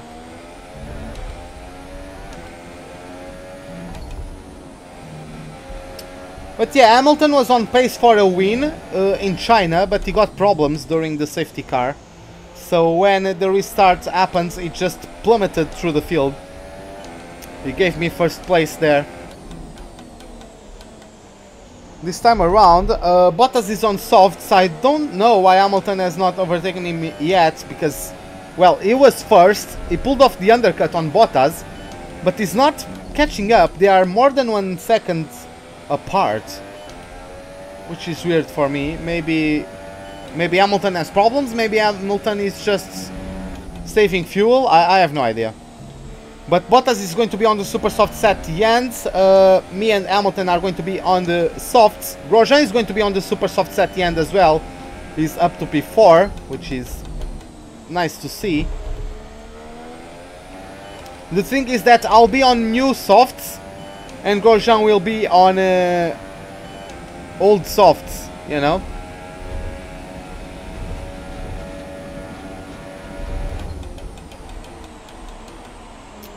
Well, it didn't went, I agree with you, I know what you mean. It didn't went downhill on them because they still improved from last season.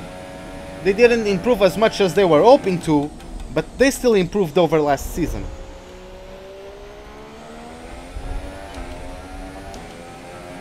Our gap to the car in front is 8.4 seconds. Yeah, Palmer wasn't good enough. Now with Sainz, they are dangerous. They are quite dangerous. And now Hülkenberg has someone to push him for performances, you know?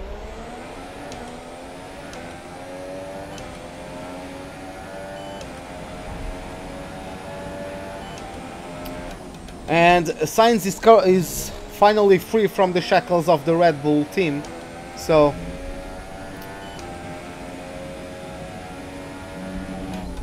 that's always nice to see as well. He can finally be whoever he wants to be, you know? Anyway, let's just, I think it's time. Let's check the race director. So, Valtteri Bottas, just like me in China, from P5 to the first in the grid. But yeah, he's leading the race, followed by Lewis Hamilton. It's basically 2 by 2 by 2. Look at this, both Mercedes. Then me and Grosjean, both Haas. Then Vettel and Raikkonen. Then Ricciardo and Verstappen. Then Ocon and Daniel Kvyat closing top 10. Then we have Felipe Massa, Lance Stroll, Sergio Perez. Very poor second stint. He started P2 and is currently down to P13. That's gotta hurt. Then we have Nico Hülkenberg, Marcus Ericsson, Carlos Sainz. He got problems, so he's going down the field. Fernando Alonso 17th, then Julian Palmer, Pascal Wehrlein, and Stoffel van Dorn is down in last place.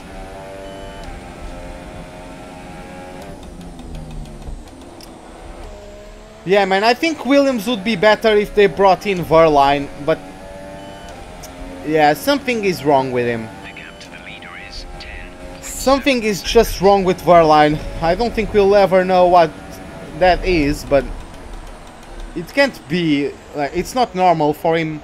He's the youngest DTM champion ever. He's very talented, and teams are not picking him up. Don't you tell me Wehrlein wouldn't be a good teammate. Well, not even a good teammate for Stroll, but a good driver for Williams. Maybe better than Kubica. I think he's better than Kubica. Kubica is very good, don't get me wrong, but I think Wehrlein is better currently.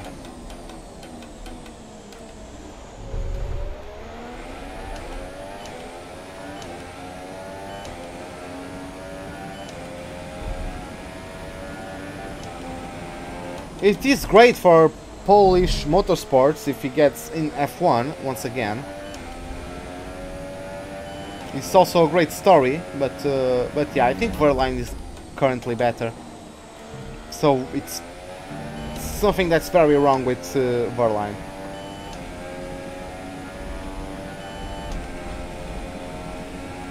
By the way, I don't think Williams will be better. Unless they change the design of the car, if they stop going for low drag, otherwise they won't be able to pull it off.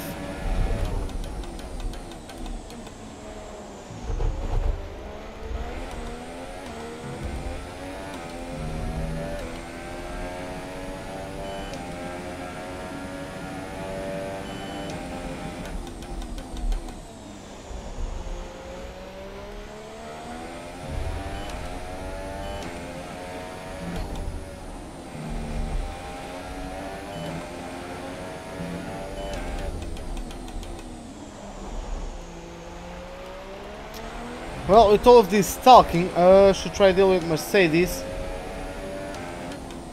Well, that's a possibility, but I think Haas is like somewhat of a B team for Ferrari. Even though Sauber is now getting the Ferrari drivers on their lineup, as some kind of partnership with Ferrari, I guess. So I don't think they are leaving it for the time being.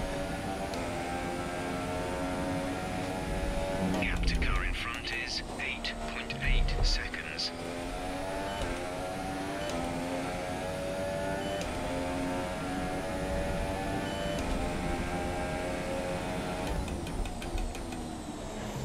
I saw a headline that said that it was either Gene Haas or Steiner.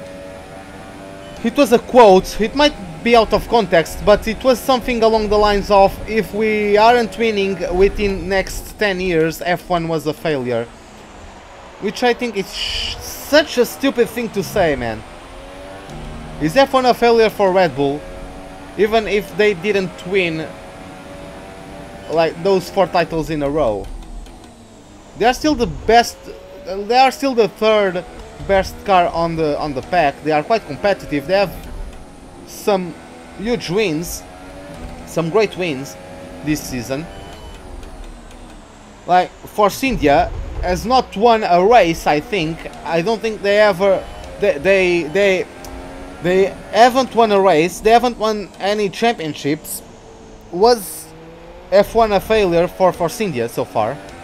I don't think so.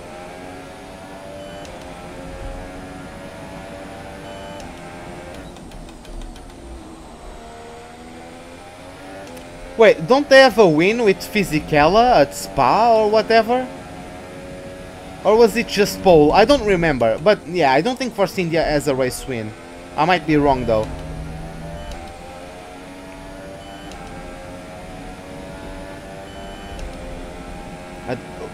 Was F1 a fail for Force India? No, they are on the rise. Oh, now Ocon, that's so unfortunate. Ocon was... Oh, Hamilton is back in the pits. Why?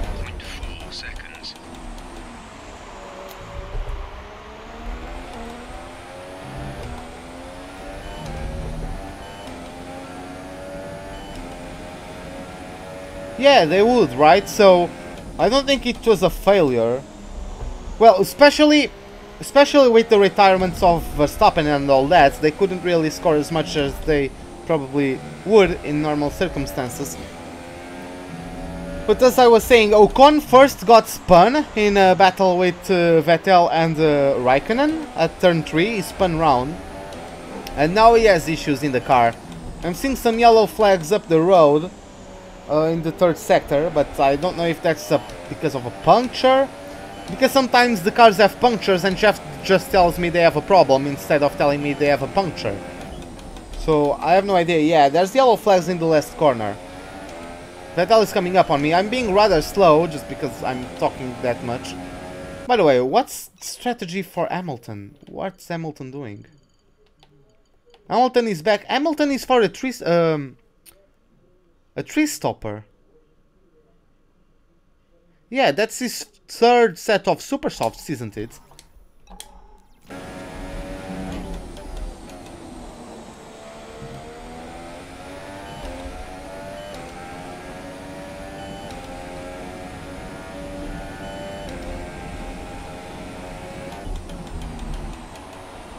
Oh my god, why did I go down to third gear? That's so stupid.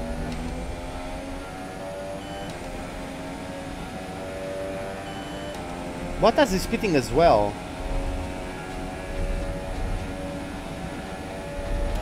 Or was that... No, that was not Bottas. Yeah, I'm still second place.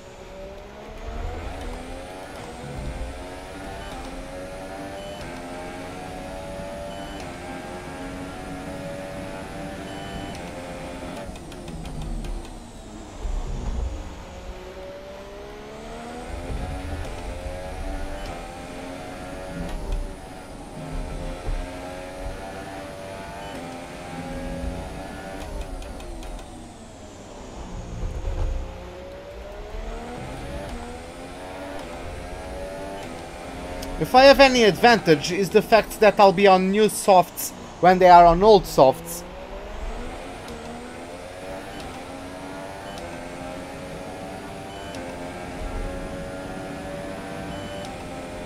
No retirements yet here at the Bahrain Grand Prix. I would like to have a safety car deployed, but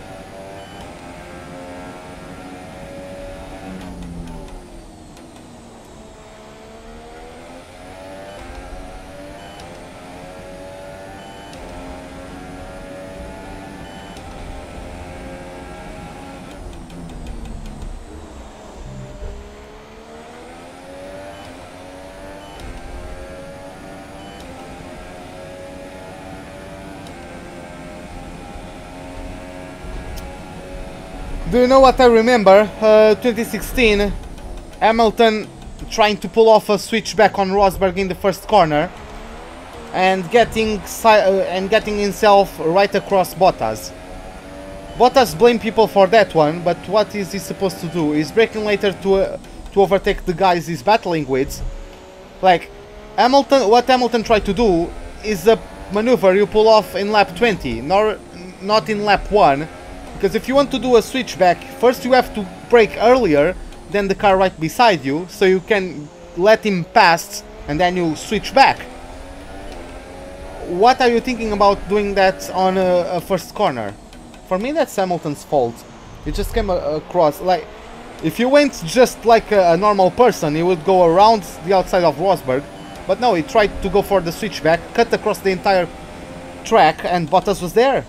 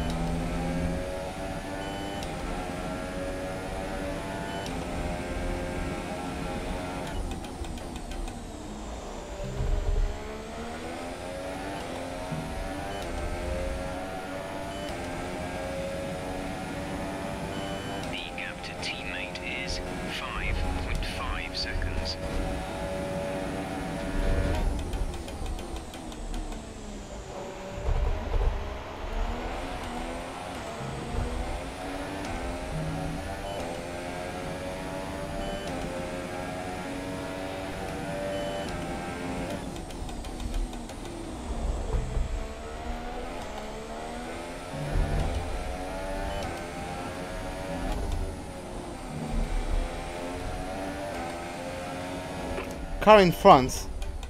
Bottas is ahead of you. Okay, gap ahead is 13.8 seconds. You're losing around 7/10 a lap. They're on old softs. We think they've got one more stop. The time last lap was a 1:32.9.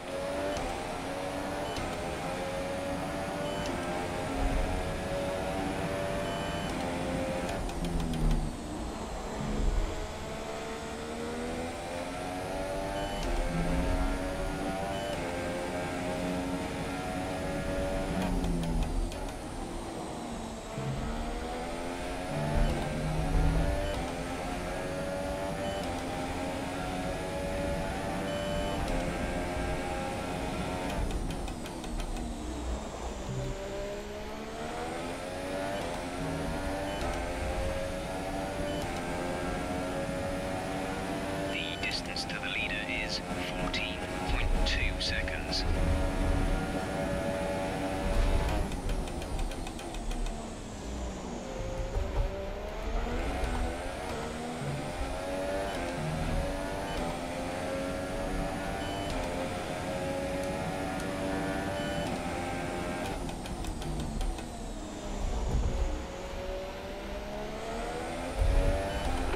Box this lap. Okay, we can take you this lap.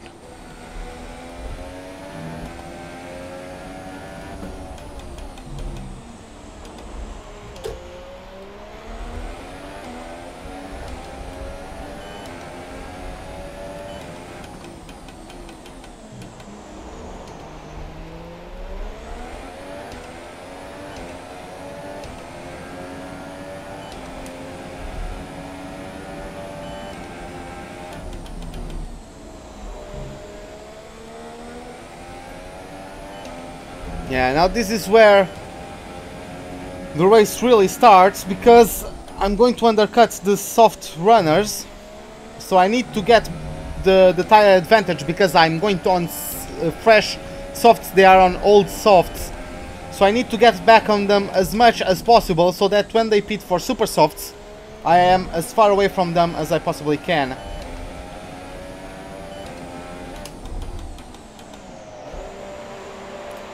Oh, that was right on the limit.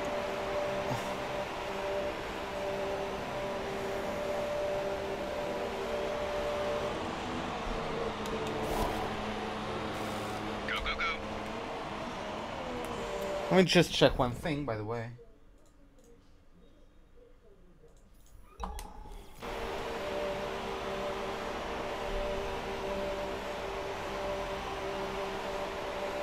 Pit strategy complete. See these tires through to the end now.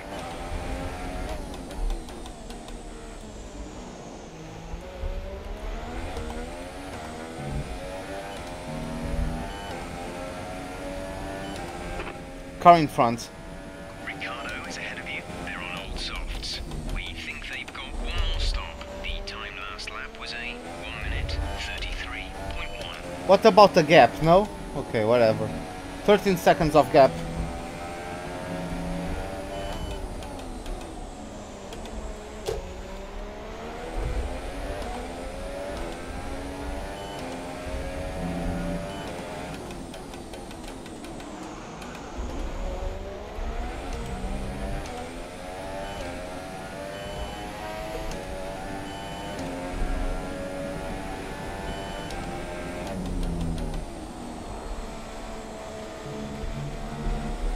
I need to that in fourth.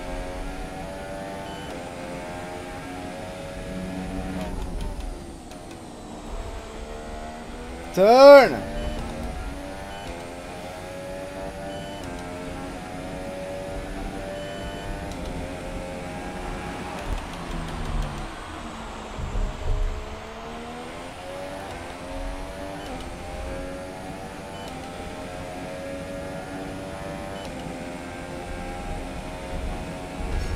Raikkonen's in the pit lane. Raikkonen is in the pit lane. Raikkonen is going for mediums. Oh, okay. Is Vettel going for mediums as well? What's going on?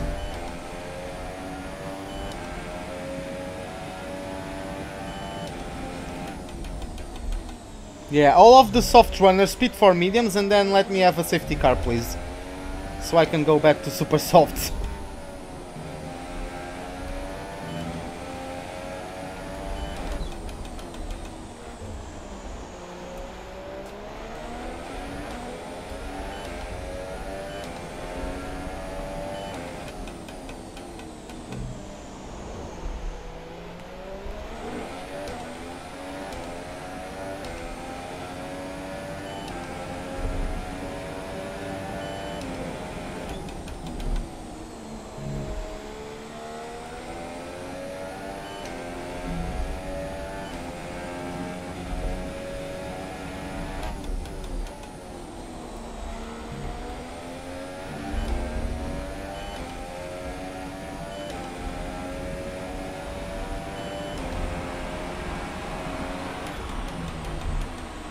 Well, if you need to go to bed, like you can go. Yeah, the guys are going for mediums.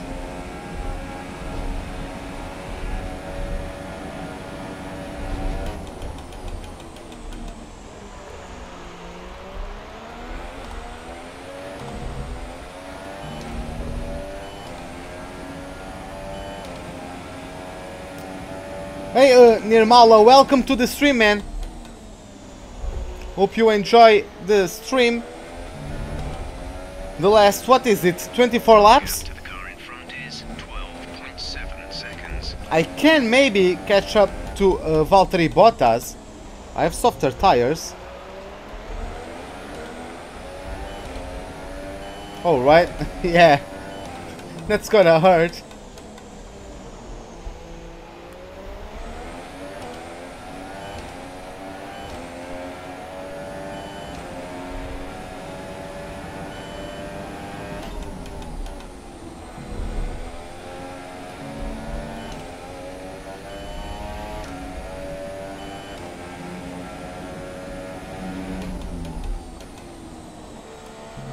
Hey, what's up? What do you mean with it being ridiculous?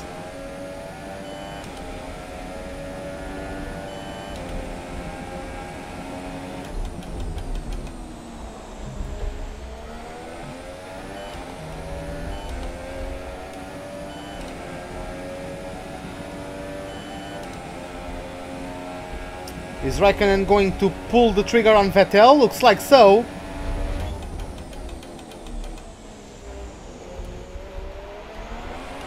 Still side by side through the first pair of corners. Oh, wheel banging there from both teammates of Ferrari. Looks like Raikkonen is getting a better one. Let's see. I think Raikkonen is the one with the inside onto this next corner. No, they are still side by side. I need to get a replay out of that.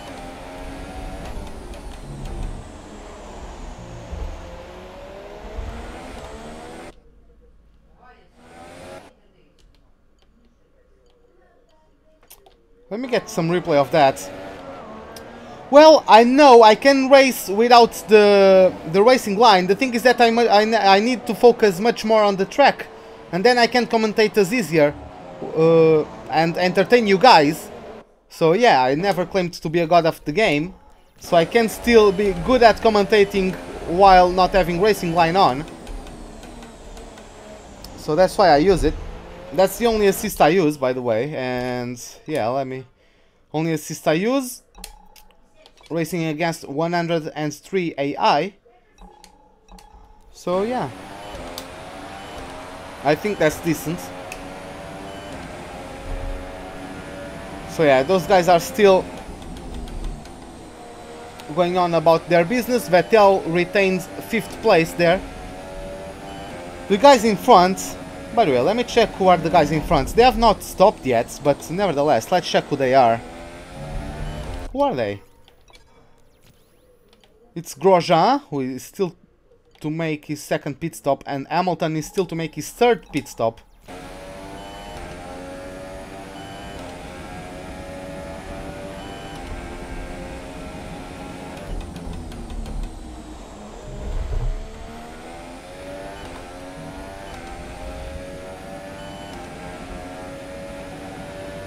Okay, gap to leader, 18.4 seconds.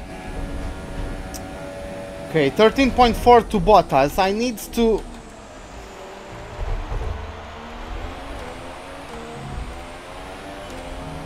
Oh, Raikkonen once again battling with Vettel. Yeah, those two are going to...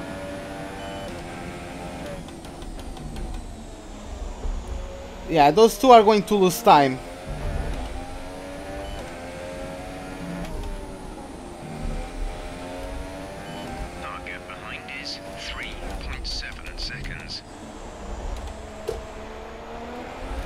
Sergio Perez is the fastest lap of the race so far.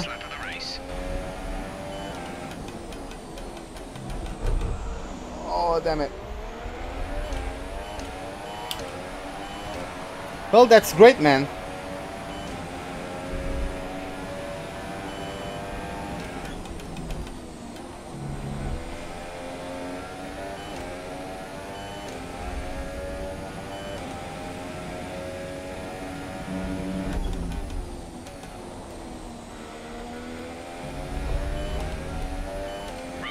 Just entered the pits. Roman in the pits.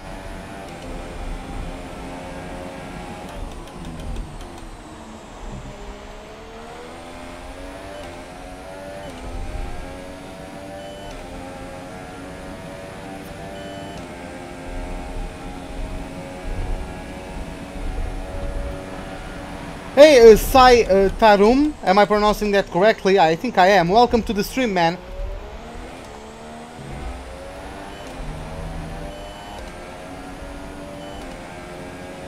Raikkonen finally got past his teammate. Now let's see how that develops. I think there's a third car involved on it. It's either Grosjean or Hamilton. Since I got promoted to P3, Bottas is currently P2. I'm guessing Hamilton is the one who pitted, but I don't really know.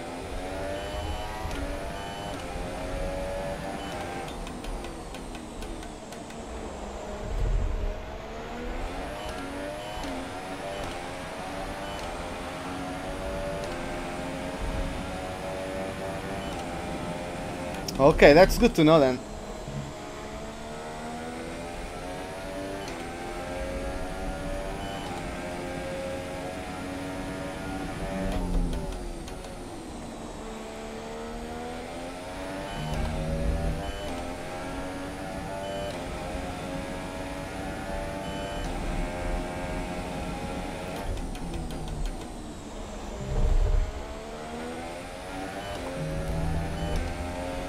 We'll need to save some fuel towards the end, even though I don't think I'll need to go to lean mix. I just need to lift off on the approach to some corners and I'll get back to the green, so that's not... I'm not too worried about that.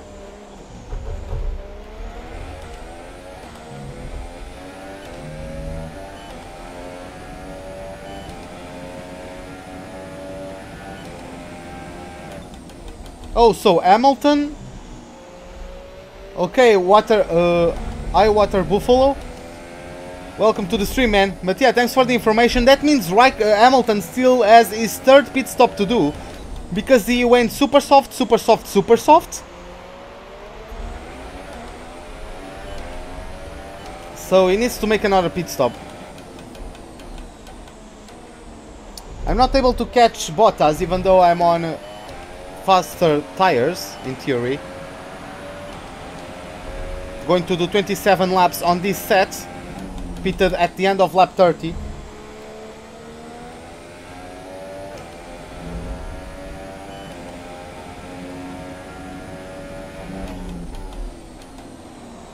Turn!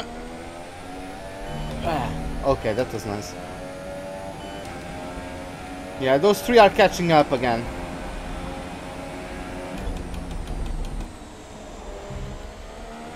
Oh, Hamilton is down to second. Can I get him on the exit of the pits?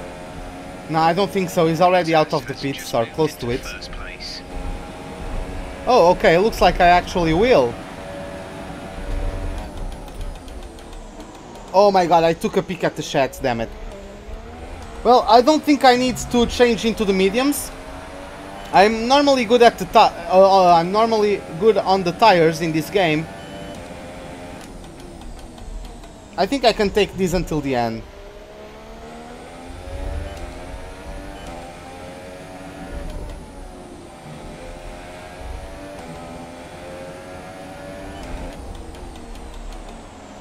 And by the way, just doing another pit stop would get me even below the top 5. I think I can pull it off. Unless the safety car happens.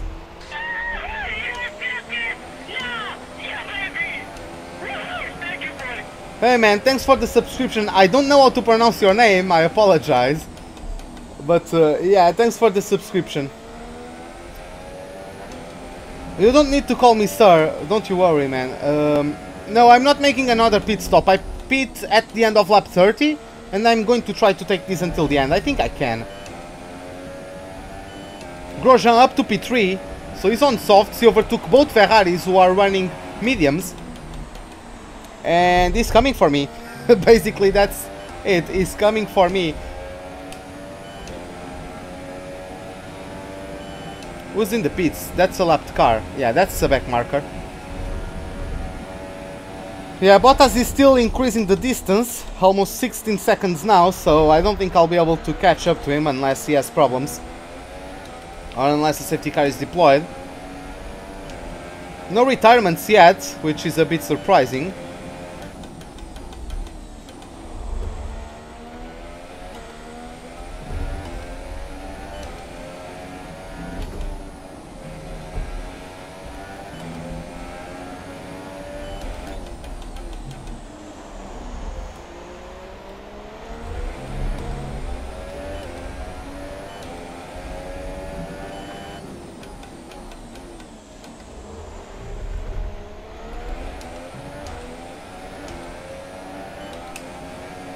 Yeah, then Grosjean is pulling with him.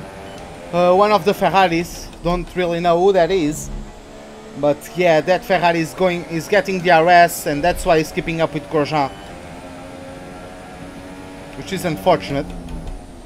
I'd like, at least if Grosjean is coming up on me, don't bring anyone with you. Yeah, and it's Vettel. He's currently only 3 points behind me in the championship.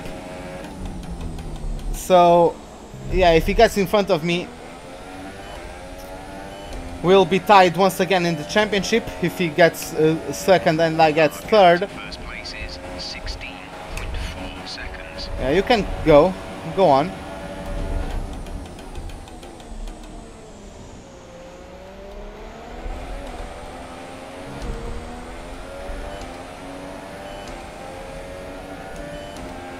Let me tow Grosjean,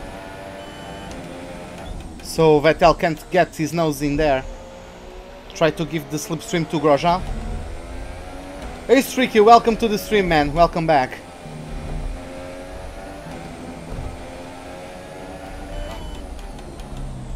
Braking on the curb there, which is not very effective.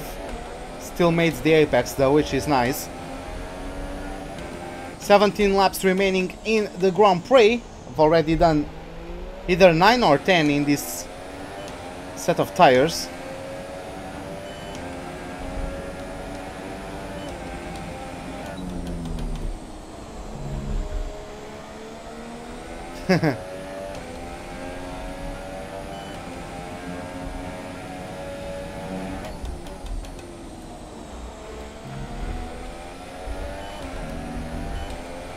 I felt the back hand trying to step out a bit as I was on the throttle on the exit of that corner.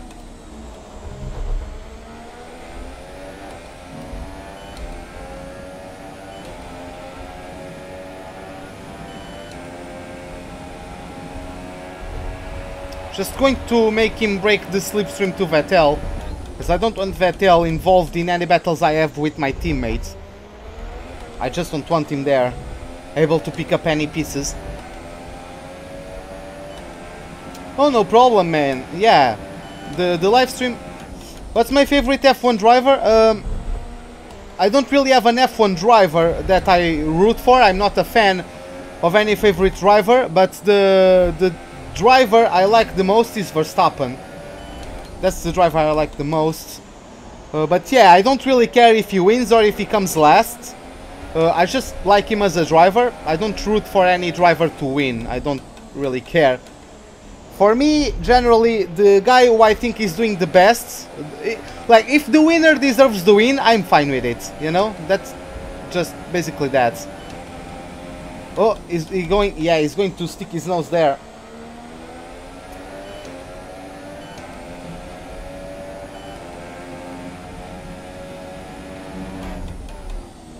Yeah, it's nice to have an F1 driver from your country. I know how it is.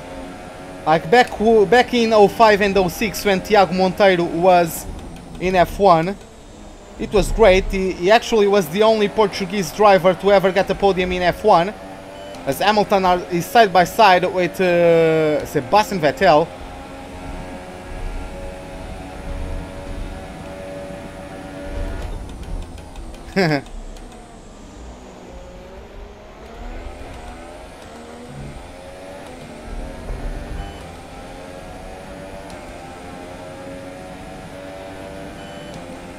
I think Hamilton overtook Vettel because Vettel is on softs, is on mediums, and Hamilton is on softs. Yeah, he's right there with us now. Hopefully Grosjean battles with him and they lose time and all that good jazz. Hey Isaac, welcome to the stream, man. Touch the curb.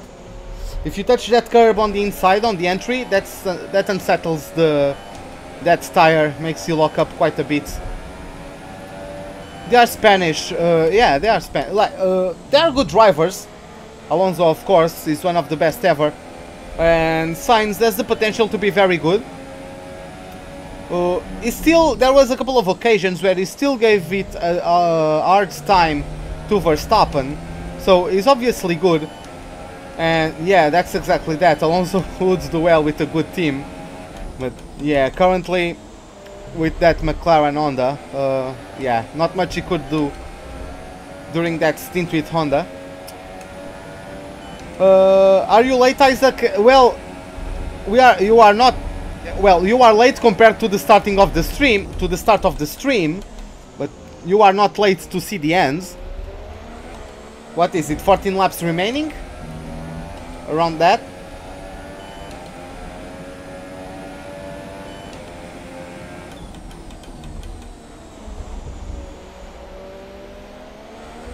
Well, let's see how that goes with Renault on that McLaren.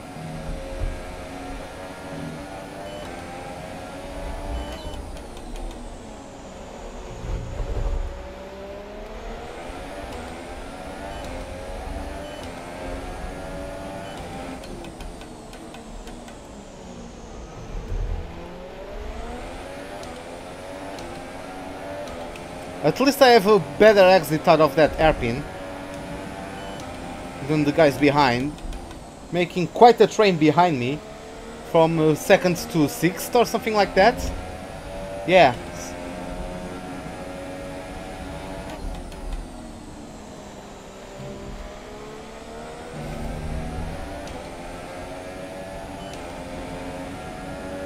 I'm going to start lifting off into some of the corners because I need a surplus of fuel to be able to defend from these guys, because these guys still have it up on their sleeve. They still have an extra gear. Hamilton is boxed in. Oh, he's still going to try to make it 3 wide? Okay. I can go and force you a little bit wide, so I can get now the undercut on Grosjean. And oh, he's still right here. Okay, I wasn't expecting that one.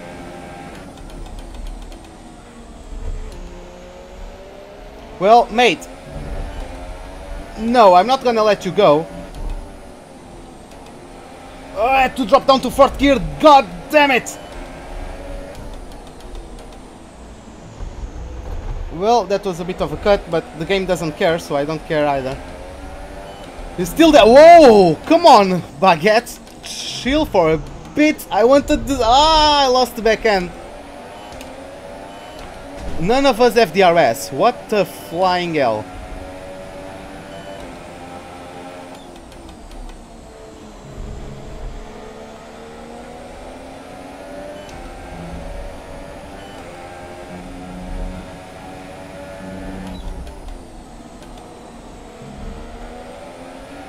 Come on.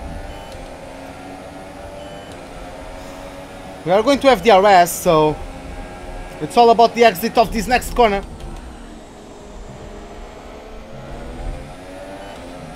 And looks like he got a better exit. Oh, here comes Hamilton. Ah, I don't want to battle you. Come on.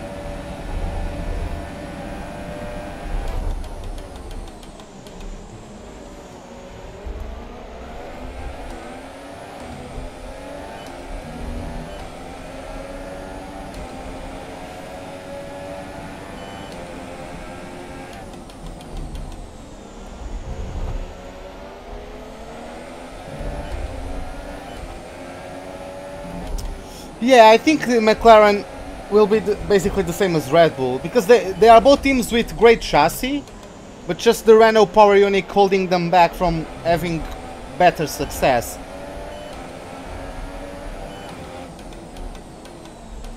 Is Van Dorn? Is that Van Dorn? Yeah, it is Van Dorn. Is Van Dorn going to hold up Grosjean? That will be nice.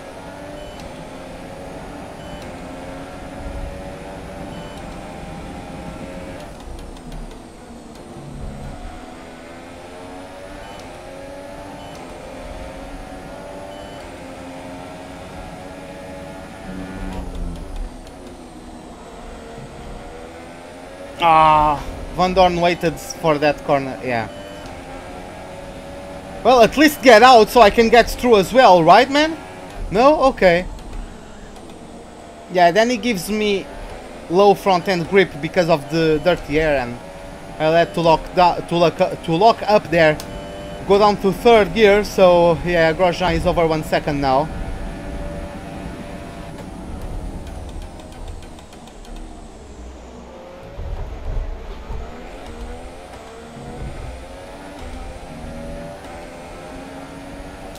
Well, the thing is, why should Mercedes make deals with those teams? they would only be helping their rivals, you know? Like, Gap to car in front is 2.0 seconds.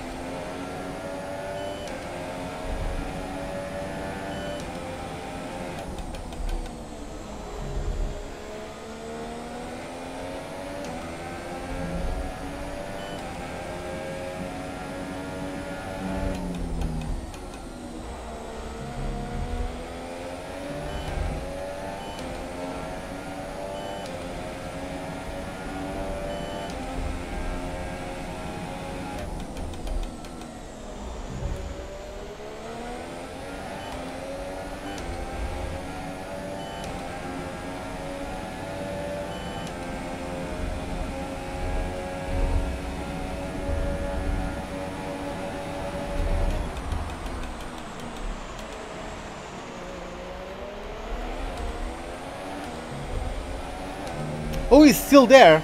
I didn't know he was still there. I thought I got him. I thought I had got English is hard today.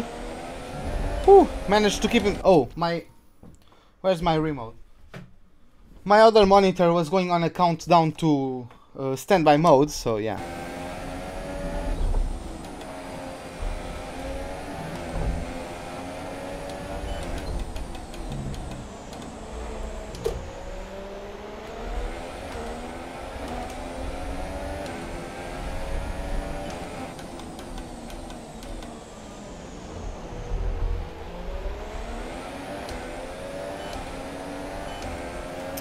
By the way, guys, right after this live stream, I'm just going to have lunch, and then like about half an hour after the end of this stream, I will start the Russian Grand Prix. So if you guys want, you can tune in for that one.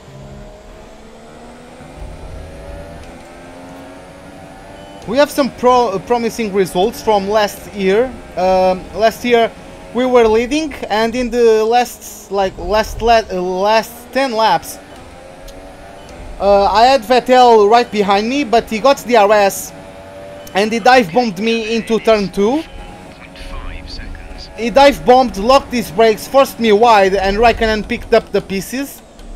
So yeah, Raikkonen was able to win that one because then I couldn't catch up. I was able to keep up, but in terms of lap times, I was matching them, but not enough to close in. So yeah, I ended up finishing P2 there because Hamilton rammed me. So yeah, we have the potential of getting another win at Russia. So let's see how that goes when we get there. But first we need to at least try to get the podium. And it's actually awesome that we have Vettel down in 5th place, because Vettel... let me just... Yeah, what was I going to say? Vettel is only 3 points behind me in the championship. He's currently 2nd in the championship. I'm leading. He's 3 points behind. And Ferrari is also 3 points behind in the championship standings, in the constructors standings. So them being 4th, well, not 4th, but 5th and 6th currently, and us being 2nd and 3rd is actually quite good. Grosjean will most likely get his second place in 3 races. He got 2nd at Australia, DNF'd in China because his engine blew up, and is now currently 2nd place. Vettel will get overtaken back by Hamilton. Hamilton has superior car at the moment with the soft tires and all that jazz. So he's side by side with Raikkonen, but yeah, he's going to get better traction on the exits. So yeah, I'm not really worried about that. is going to get back on Vettel eventually. Hopefully those two fight a lot and lose time to me, which would be nice. So what, 8 laps remaining? So yeah, I think I'm clear to get these tires until the end of the race, right? I think I was good on the tires enough.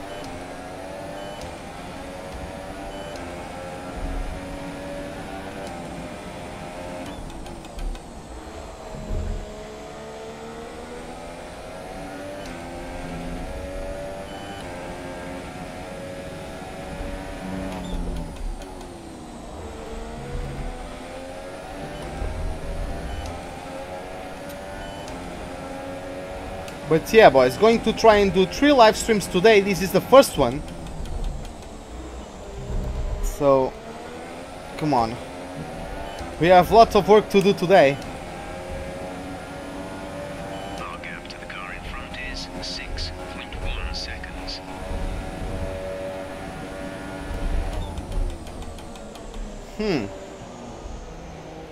Yeah, looks like my engine is not that far apart from Ferrari, because of course I know I have a Ferrari power unit, but in this game, in the career modes, you have to upgrade your own engine regardless of what Ferrari does to theirs.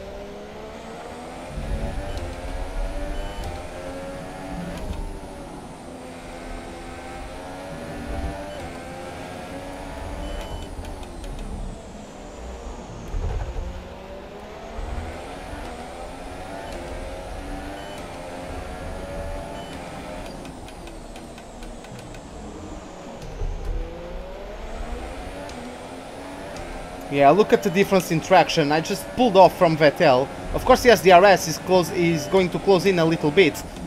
But especially with the back markers we are coming up to, maybe we can get some gaps going to them. What's the fuel, by the way? Well, I've been gaining a bit. It's still controllable with just some lifting and coasting in some corners. So, not really something I can worry about. I need to worry about, rather.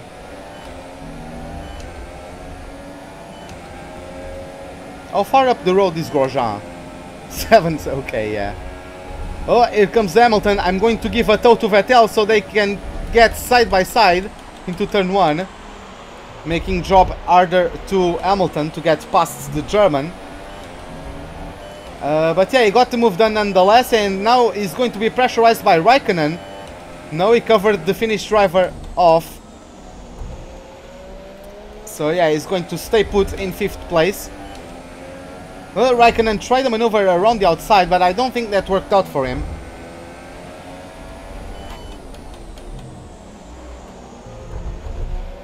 Coming up on Palmer, I'm going to have DRS on him.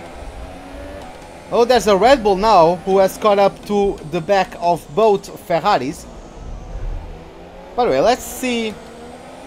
Yeah, let's just take a look at the race director, see how it goes. So Bottas is in the lead, followed by Grosjean, then me, then Lewis Hamilton, then Kimi Raikkonen, Sebastian Vettel, and Daniel Ricciardo is right behind them. Then we have Sergio Perez, Felipe Massa, Daniel Kvyat closing top 10. Then we have Max Verstappen, Nico Hülkenberg, Les Stroll, Carlos Sainz, Marcus Ericsson, Fernando Alonso, Pascal Wehrlein, Jolien Palmer, Esteban Ocon, and Stoffel Van Dorn completing the pack. No retirements just yet, as we are in lap 51 out of 57 around the Bahrain International Circuit here in the deserts of Bahrain, of course, for the Bahrain Grand Prix.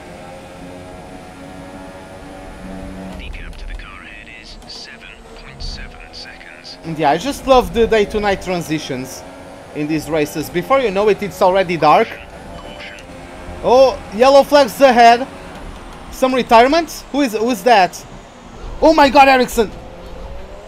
What? How is that an illegal overtake of Palmer? Now he's going to the pits and was trying to push me. Like, what the fuck?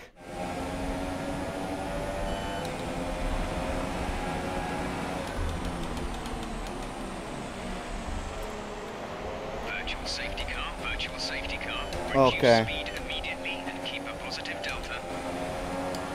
Okay, so are you not going to pit this time? Like, what? Well, Hamilton can't overtake me, so just going to save fuel. Oh my god. VSC ending, we're going green. Maintain positive delta until the green flags.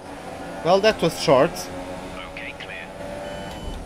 Arrivederci! Oh, and he just brake checks Vettel, I think that is. So yeah, at least now I'm on the plus in terms of fuel. We have 5 laps of fuel remaining. I just hate this game sometimes. You get penalized for avoiding an incident. Like, I had to go between Palmer and Ericsson, and I get penalized for avoiding crashing into any of them. Fuck! I think Hamilton gave me a tap there. Turn! Oh, it's Raikkonen up in 5th, not Vettel. Okay, that's nice. Oh my god, I keep locking up into this corner.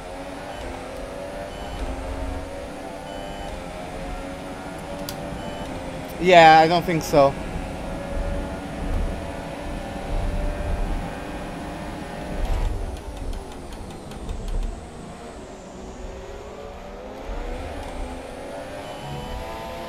Whoop shift! God damn it! I pressed 3 times. Oh my god, what's going on? Why is the car refusing to upshift now? I don't have problems with the gearbox, do I? No, I don't.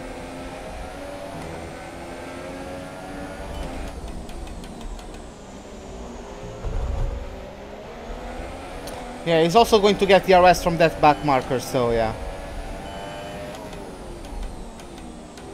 I swear to God, why am I not upshifting?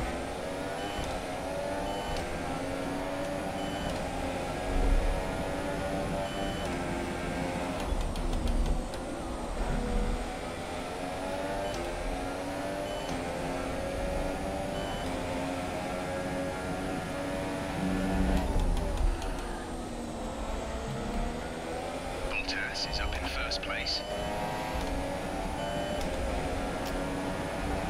Yeah, things are going well. Things are going fine. Like, I have Grosjean in P2. I'm leading the championship. I don't know if I'm going to get overtaken for the lead, but at least the second place Vettel is down in 6th place. He's only 3 points behind me, and he's currently behind, so that's nice. I don't know if any of the guys in the top 3 are going to overtake me if the race finishes as is.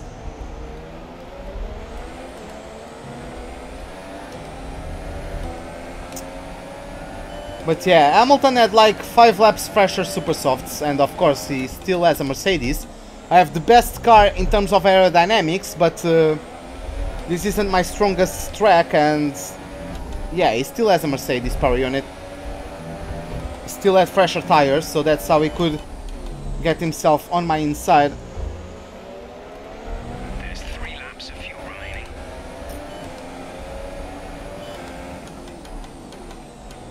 Like, I'm struggling to overtake this Sauber. That's how not good I am at this track. I was good with the tires. Oh, now you move! Stop weaving. Then he blocks Raikkonen. Okay, nice. This game.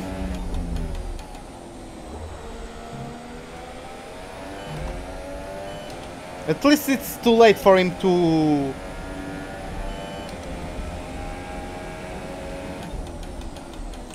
Yeah, at least we are in front of second place runner. Championship standings. As things stand, we'll be leading the championship. Yeah, I'll still be leading the championship, so... 2 laps to go, unless, like, my car explodes or something.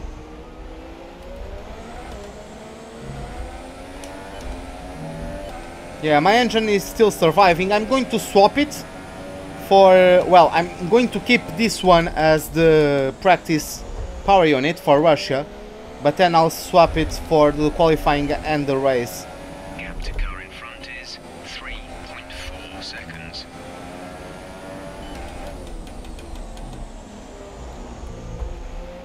Yeah, 3.4 seconds to Hamilton. Raikkonen is already right behind me. Turn.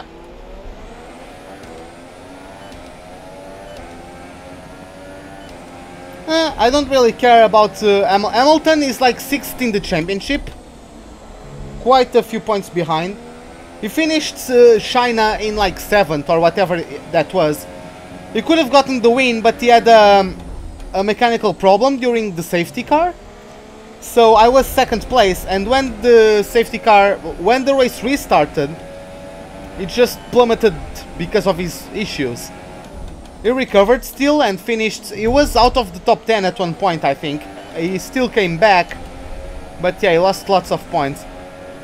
At this point, though,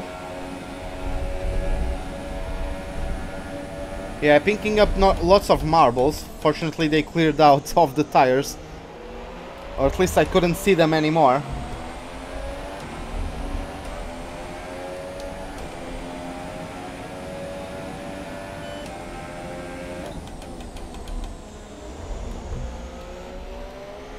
There's only 1 lap of fuel remaining.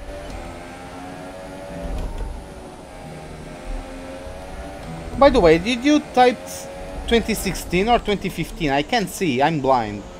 No, it's a 6 there, right? Yeah, I think it is a 6.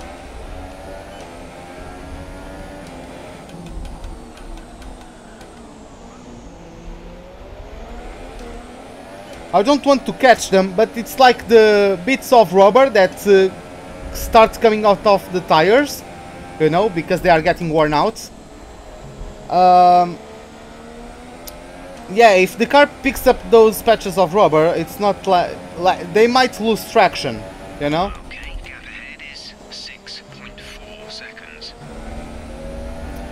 Hey Alessio, welcome to the stream. No, I'm Portuguese. I'm from Portugal.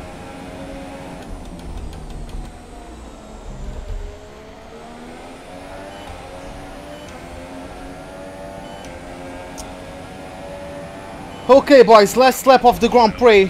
Let me go there. Is he not?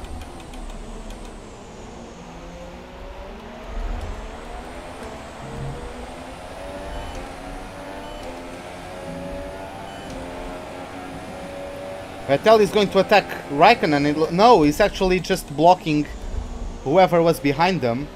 Nevertheless, it was Ricciardo, but now Ricciardo got hang out to dry on the outside and dropped behind the Force India of Sergio Perez, I am guessing. Bottas is out in front. I know Bottas is in front. Like, after the first pit stop, he got out in front, and yeah.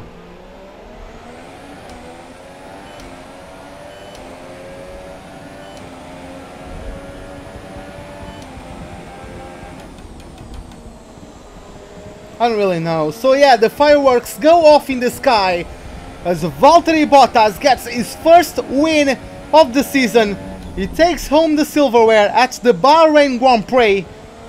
Our teammate, after a good display of racing, comes home in P2. Lewis Hamilton is going to close out the podium with P3. We are going to be able to make the most out of a poor qualifying session. Qualifying in 8th, coming home in 4th, and still leading the championship. I was a bit worried about this one at the start of the weekend, but you pulled through. Thank you.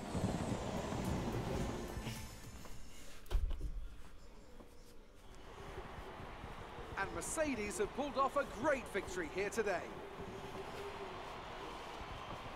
Tell me, Ant, what was the key to this success? Well, time management probably played quite a large role in the outcome of this one. As ever, it's not just about speed, it's all about maintaining that speed consistently over a stint, over a race distance. So being able to keep up the lap times while still being smooth on the controls and gentle on the tyres That's really where the race was won today. And here are our podium drivers today after that excellent race. They've excelled here, as they so often do, and it's a well-deserved victory. Mercedes, then, are on top today.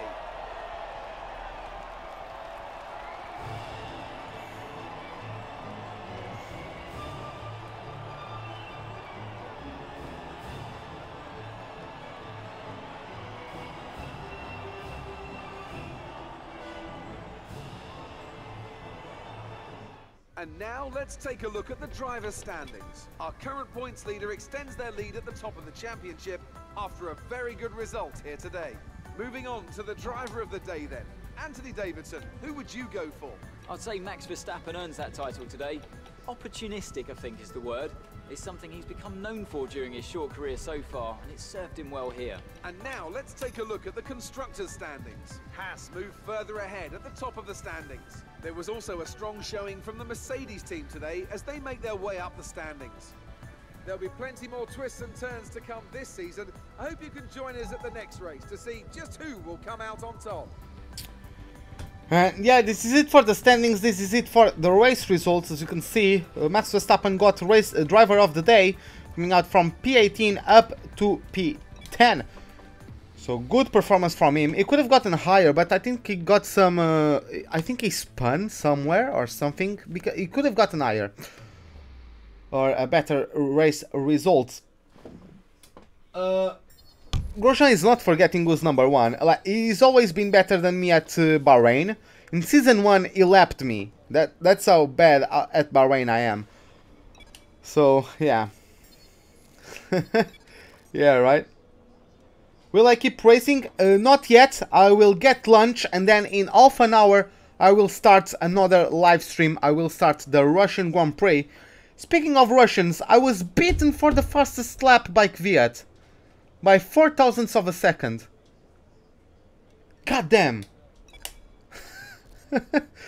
Everyone loves me a bit more. I got +1 because I beat the target but got beaten by Grosjean. The weekend total is 8,901 points. Nothing pops up, no invitational events. So let's just travel to Sochi, to the Sochi Autodrome. Let's go to Russia. Let's see upon arriving there if something pops up, any notification, any bonus from the team, anything really that pops up. Let's see what happens. Then let's see the what's the name? The weather forecast. Oh. Hi. The car's performance is looking strong compared to our rivals at the moment. Check it out and we'll review it in more detail later.